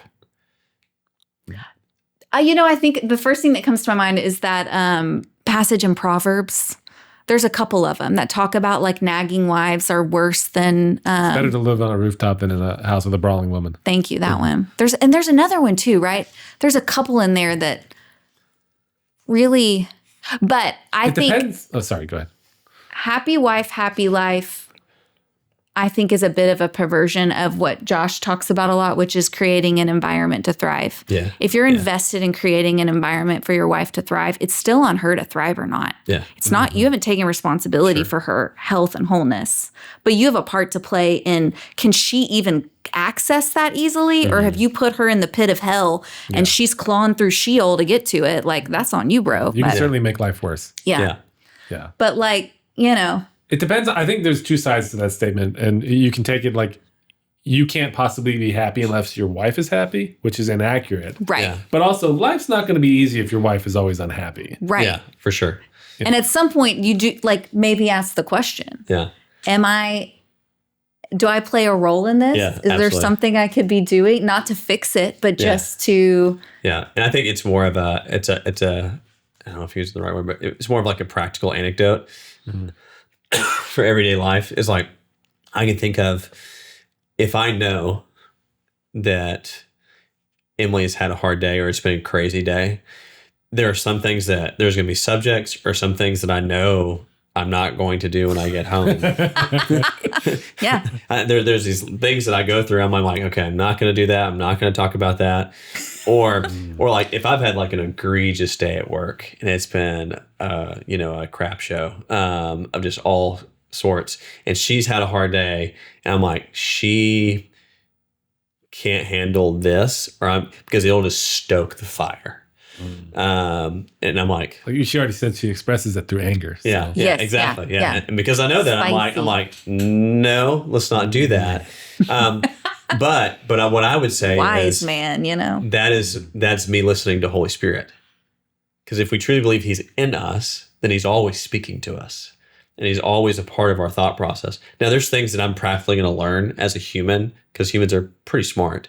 Say, if I do that, I don't want that result, so I'm not going to do that. Yeah. So A plus B, I don't want C. But I also think if I'm not willing to submit to that voice, that's where it's the Holy Spirit is always talking, say, hey, probably a good idea. Because there's a lot of times where I'm not naturally thinking of that. And then I'll pull in and a thought will pop up in my head. Hey, this is going on. Don't do this. Or, hey, ask this question. If I don't do that, then I'm walking in blind. But if I do listen to that, man, I've got an immediate advantage. Is it like the way the car's parked in the driveway or something? Like it tips you off? And no, I mean, I just I was trying to think. This happened recently, and I was driving in, and something was going on, and I wonder, tell me if this, I feel like I can tell how I'm doing based on when you call on the way home, whether it's you're coming home for lunch that day or coming home from work. And it's like, if I answered or not, because sometimes I don't, if I don't answer, it means there's probably stuff going on because my phone's usually close by. yeah, Or like the tone, if it's like I'm quick, like, okay, got it, or like, and I could be wrong, but usually it seems like you are reading that. yeah, and typically like mid morning, I try and send a text to Emily like, hey, how's the morning going? And so that's just kind of my plug of like, okay, how's she doing? What's going on at home? And it's me kind of getting a survey of what the environment's like and how that's going. And it's a mental cue because I care about her. I'm like, I want to know how her day's going, how she's doing, and how I can support her in anything she's doing that day. But I think it also gives me a key of like, what else is going on that I can, steer clear from, because obviously we're humans. We don't like pain. We're going to do a lot of things to avoid pain and suffering. So to your point, if your wife's always unhappy, it's not going to be good at home. But so there's a practical anecdote, but I think there's a scriptural basis and a biblical basis of like, that's part of walking with the Lord, is hearing his voice all the time because he wants you to thrive too. He doesn't want you to make stupid stuff and damage his other humans that he cares for deeply. And so and it's the little nicks that I think are more damaging to humans over time. I mean, obviously there's big overt ones, but it's the little wearing down that picks at a person's humanity that is ultimately the thing that is somewhat more traumatic over time. Yeah. Next simplistic question. How do you heal a marriage?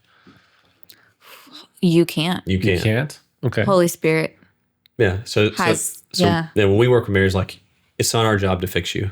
It's not our job to heal you. But you have a responsibility in your own healing. And so there is, we're going to teach you some concepts that we feel like the Lord has taught us. But if you're not willing to listen to what the Lord tells you or to do the things he's already told us in scripture, if you're not willing to go there, I can't help you. And so a lot of that, we have to have a harsh talk with people saying, here's what this road looks like. If you're not willing to take responsibility on your own stuff, because it's not always going to be her, it's not always going to be him. There's two sides to everything.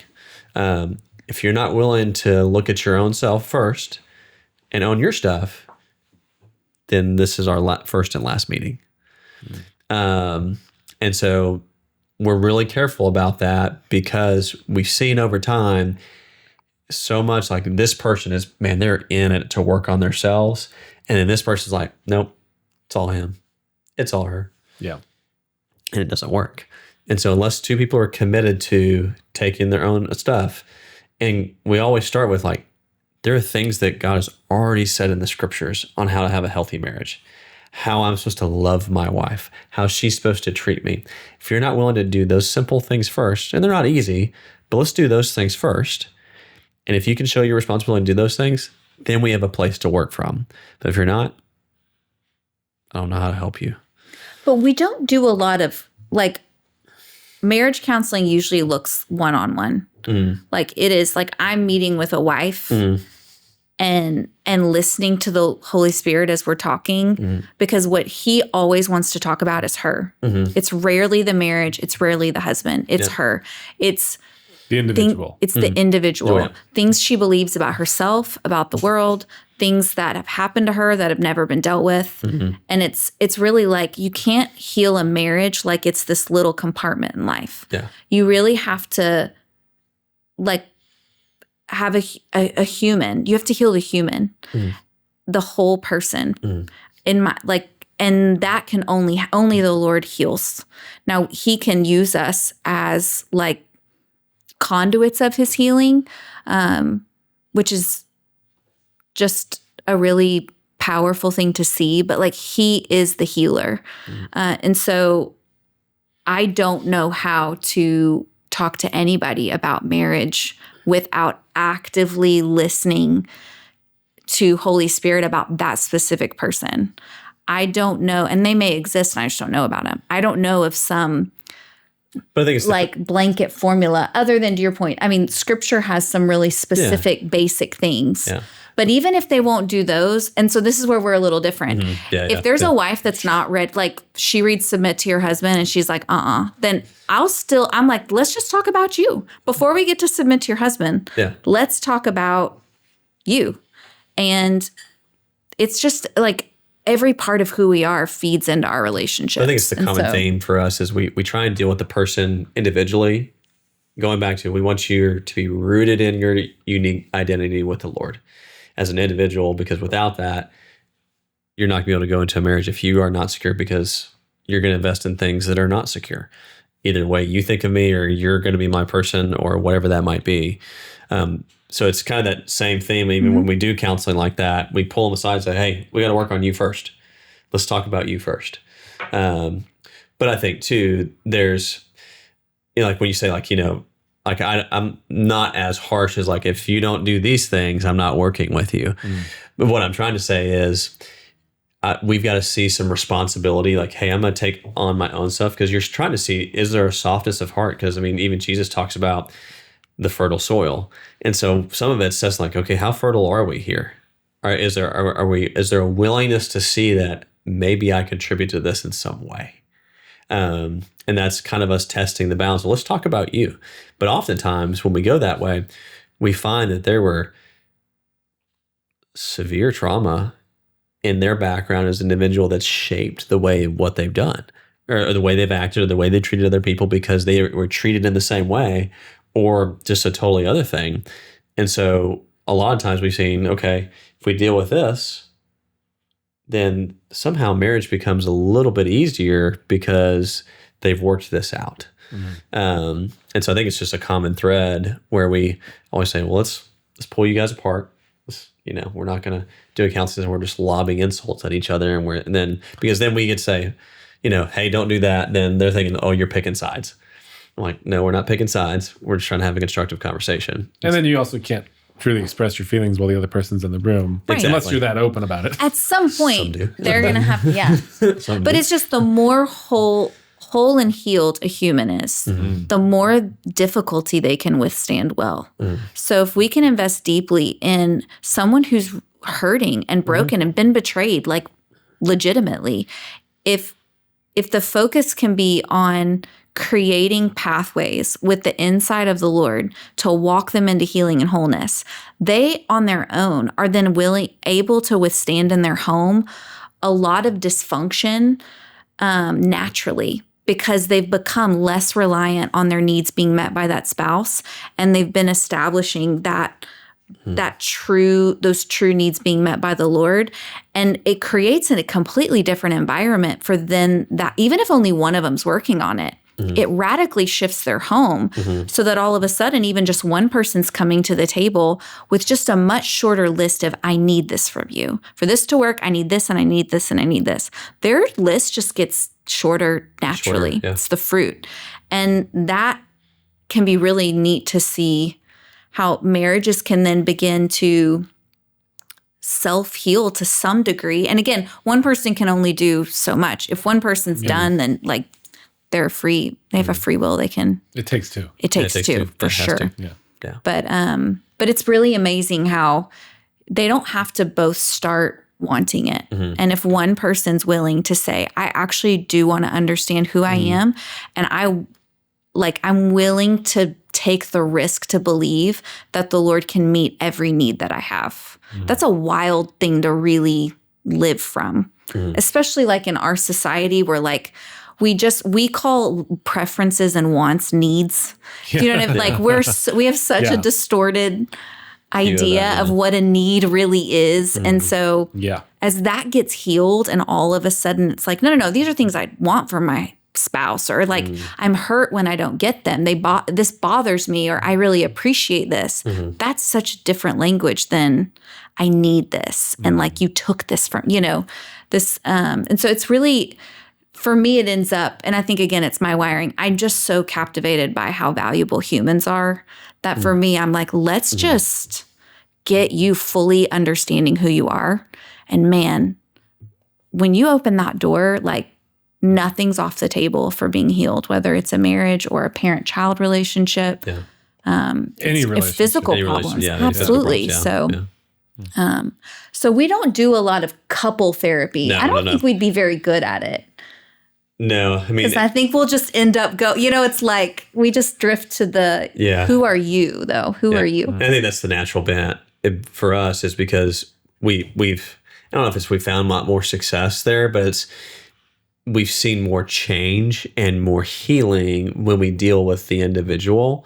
Because you're right. I mean, I can't actually think of one couple therapy that we've done. We always end up like, you go here, divide and conquer. Yeah. It's always been that way because we find that most effective. Because I think one thing that's hard too, because of the way our marriage is, when we get people with a couple, it is somewhat hard for us to say, okay, trying to parse that. I'm like, okay, I don't see why you're doing this and why you're doing this. Like, I don't see the difficulty here. And that shouldn't be our response in a counseling session. Like, come on, this is easy, man. We're doing it. Pull it together. Yeah. Be happy. Yeah. It's like, don't feel that way. Yeah, exactly.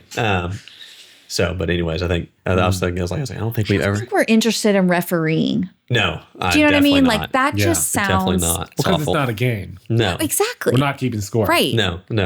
And I think sometimes people just are looking for referees, and it's like that sounds miserable. Yeah. So maybe find someone else to do that. Yeah.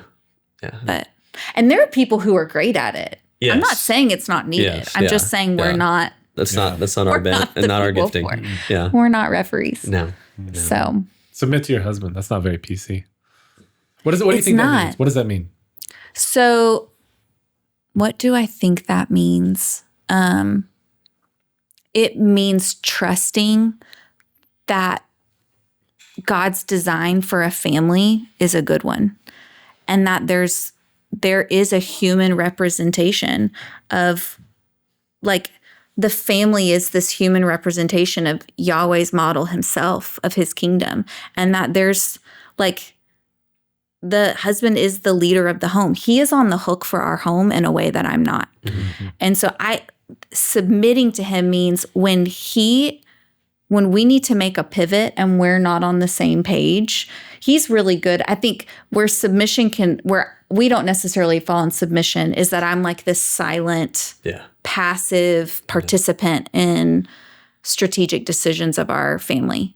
We definitely don't have that dynamic. But when we don't get on the same page, I entrust to Josh the health and well-being of our family. So for me, submission is way less about a passive defeat and way more about I am actively entrusting you with the well-being of our family. And so that's really more of like you're on the hook for something in a way, and you'll stand before the Lord in a way that I won't. So I'm entrusting this valuable thing to you versus like you got it, you're the husband. And so well, it's like captain versus first mate. Like the first mate has a strong role to do in keeping the ship going. But the captain's still pointing it where it goes. Right. The way I think about it too is that men are responsible for everything under their household. Yeah. Even if it's not their fault. Right. They're on the hook. Yeah. Exactly. Like the way you put it. So it's, and I've known too many men who they want the authority but not the responsibility. It's not their fault. And that's what's made submission terrible. And in some cases, abusive, legitimately. Yeah, like if you submit to a man who won't be responsible for anything, it's going to be a bad time. Absolutely. Yeah. But that's not the actual design of marriage, right? So my next question is, what does love your wife mean? Yeah. I think tying the two together is because I'm on the hook and I'll answer to the Lord for how I love my wife, how I raised my son, all those things. My whole thing is I always try and put myself in a mindset of I need to be a man that she wants to submit to.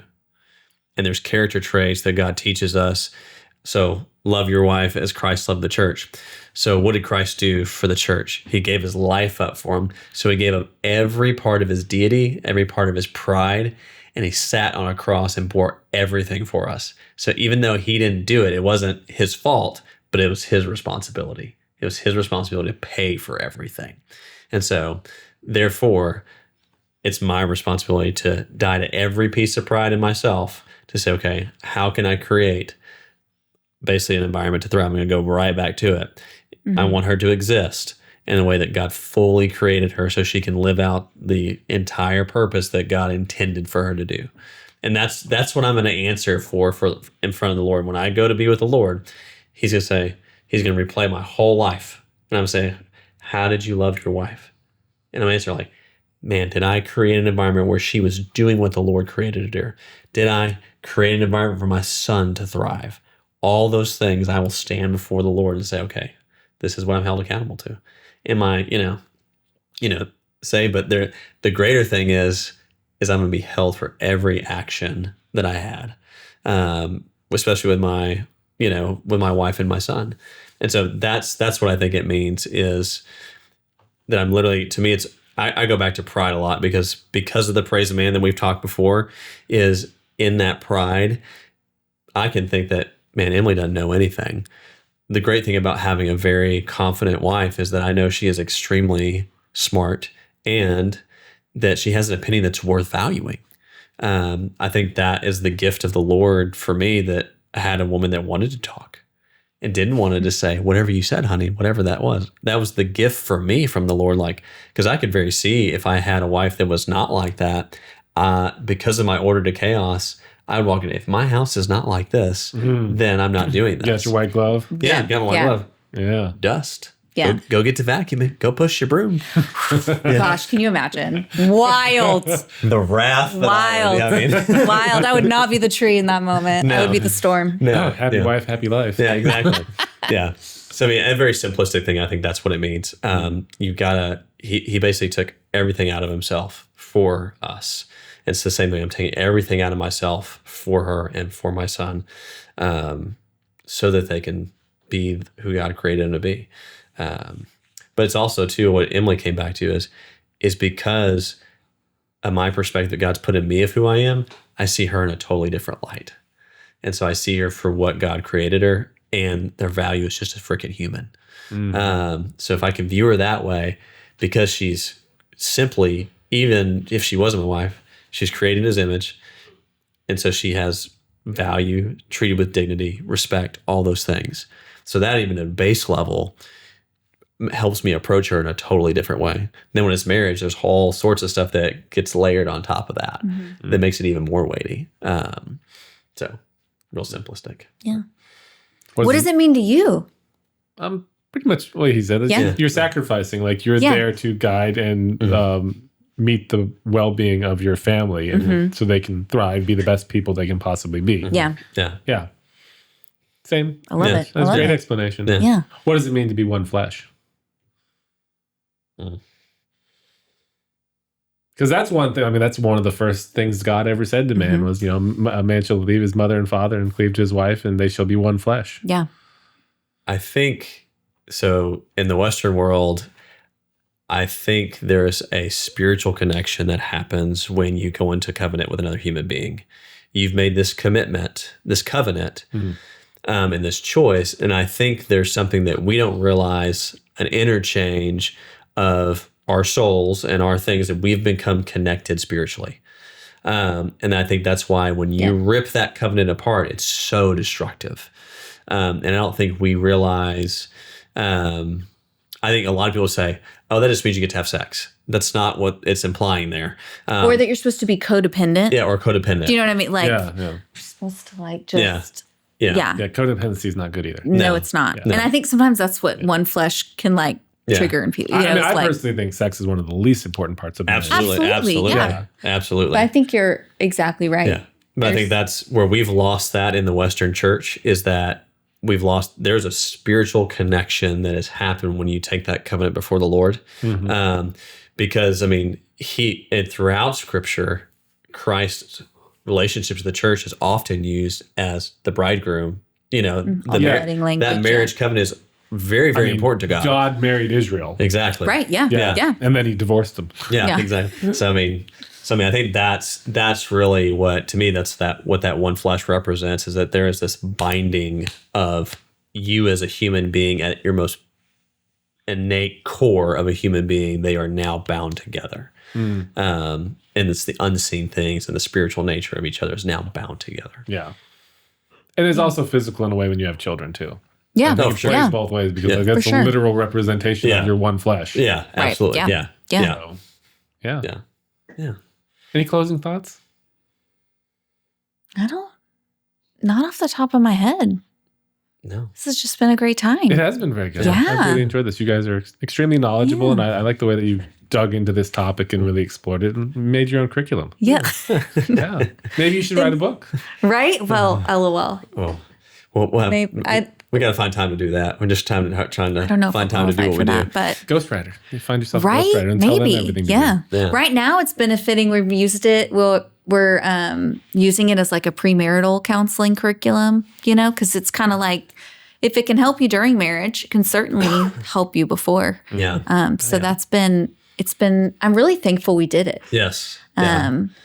It makes it so- less daunting when you're like, so say, hey, will you do my, our pre-marriage counseling? I'm like, okay. Tara likes to send people. He sends them to you. Yeah, it says Yeah. yes. I'm like, Yeah. okay. Like, go over to Josh and Emily. Yeah. Yeah. They'll Again, give you- they taught that marriage class that one time. They got it. They got it. They'll set you straight. Yeah. So, But you got to fix yourself. yeah. That's right. Yeah. That's the thing, is just, I think the closing thing is just like, please, like, find your identity in the Lord.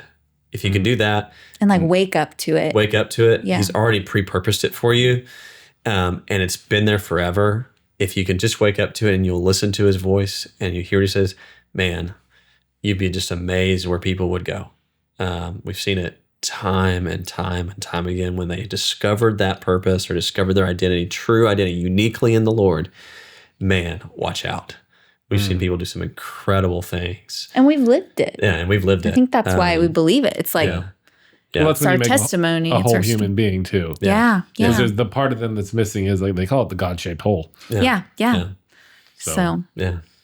All right. Well, thank you guys. Yeah. Thanks for having us yeah. It's been on. a good time. We'll have to have you back. great time. We'll do Yeah. it. Yeah. All We'll right. bring Katie next time, you know? Yeah. Yeah. All right. Thanks.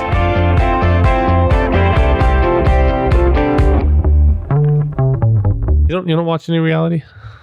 I watch like game shows. That doesn't count as reality. Doesn't it? Doesn't it though? I mean, if it's like, I don't know. What's that one? We tried watching this one called Traders. You seen that one? It's like they're all reality stars, but they go live in a mansion and they go do tasks every day and they vote each other out of the mansion. Mm.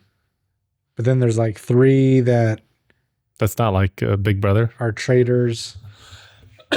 No, it's very similar to Big Brother, but it's more, I don't know, Survivor / Yeah, but that's kind of so that is kind of reality. When you say game show, Yeah. I'm thinking Family Feud, no. Yeah. Hollywood Squares, I wouldn't even consider Hollywood Squares. Price is Right. Yeah. Not that Wheel- also is in the game show category. Like Wheel of Fortune. so like there's a new show called Extraction. I haven't seen it. So it's like Alone. No. Okay. Alone is a survivalist show where they go and drop these people off out in the middle of nowhere. They have their own cameras, they film themselves, and it's as long as they can survive. They can push the button and tap out at any time, right? They can bring like 5 articles with them. Well, the Extraction takes that same concept. However, now you have the people that are out there, but you also have a home base where family and friends can send you care packages. They do different tasks to do different things. These people do different tasks. There's only like 3 episodes out, so we'll see how it goes. It's a new concept. I like stories. I like having a story. Problem with scripted reality is they pretend it's not a story when it is rather fabricated. Yeah, it's not necessarily scripted reality, but I get what you're saying. Yeah. You watch Beast Games? No, we don't watch Mr. Beast. We don't either. We had to cut that off in our household. Yeah. I mean, back in the day when it was fairly innocent and he was coming up, we were watching it, but probably 2-3 years ago, it got, that one guy on there, all that shenanigans that happened with that, and it was like, okay, we're not really going to support this. Yeah. Even all that aside, though, I just don't like the exploitiveness of the content. It all felt very exploitive Sometimes, but obviously and meaningless. the bigger. Sorry, no offense to people who like Mr. Beast. I get no meaning out of it. Yeah. But the bigger games, obviously, they're signing up to be exploited. Oh, I understand that. Yeah. But that doesn't mean it's not. I mean, if you pay a homeless guy to enter a fight club, he's still going in voluntarily, but you're still exploiting. Welcome to the post-podcast rant. The post-podcast rant. What'd you think of the episode? Oh, man. Talk about a couple that just loves God and loves communicating with each other about. I mean, that was my takeaway, even though they probably didn't specifically even talk about communication. But I mean, even learning how to communicate properly with one another. Yeah. Because just because when you say something, you mean something doesn't mean the other person heard it that way. Right. Understood it the way. That's why I'm always asking people, like, how do you mean that word? How are you using that word? Define it for me. Yeah, it's it definitely, a lot of different takeaways that I want to obviously start applying to my own marriage. I definitely don't think, although on the surface, we probably assume that we have good marriages, but like when they start talking about your identity in God and all of that first, I don't know as a Christian where I stand with regards to those additional attributes and skill sets that God has given me particularly. I don't know. So I think I probably need to have a little bit more alone time with God and the Holy Spirit to figure that out. And that might solve some things. I don't know. Can all use a little more alone time with God. Yeah. Yeah. But I like that approach though. Yeah, the definitely like the fix yourself before you try to fix the marriage. Pull the beam out of your own eye before you pull the speck out of your neighbor's. I like how they were like, yeah, we do marriage counseling, but we don't ever sit down with both couples and talk. It's like we're just talking to the men or the women, right? Yeah. Individually. I'm like, okay, yeah, that's super cool, and a really nuanced way to think about it. It'd be interesting. Maybe we should get somebody that's come out of there counseling. Yeah, on the other side. Sure, I'm Dun dun dun.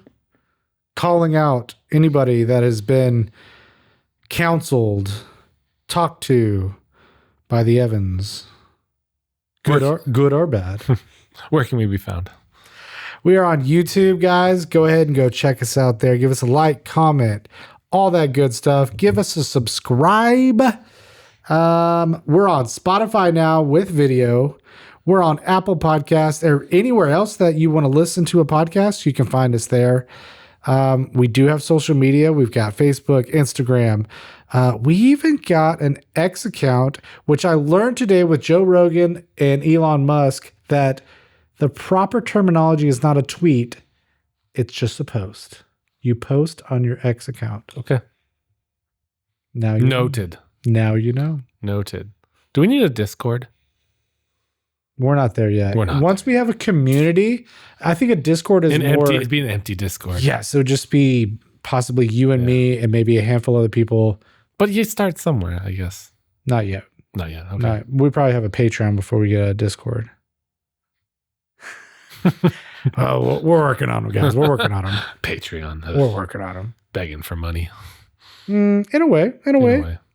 It's a way to fund. It's a small monetary way to fund the things that. I mean, think about it this way. Not to go on another rant, but think about it this way.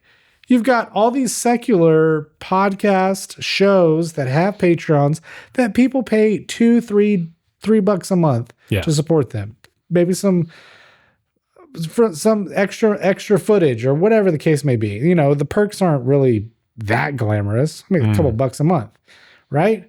But as Christians, why would we not want to support other Christians in that same regard? Yeah, I get it. It's just more like the plugging and all that. We're like, I don't like asking people for things. I'm not asking. I'm saying it's gonna happen. Okay. And they don't have to join. No, they don't have to do anything. We're not making them do anything. No, they don't have to do anything. Lord willing, they'll come. If you build it, they'll come. Yeah. To quote, Field of Dreams. Field of Angels? No, yeah. Field of Dreams. I was thinking Angels in the Outfield. We watched that a lot when I was kids too. Yeah. When I was a kid. I was not kids. Danny Glover. I was not multiple children. See ya.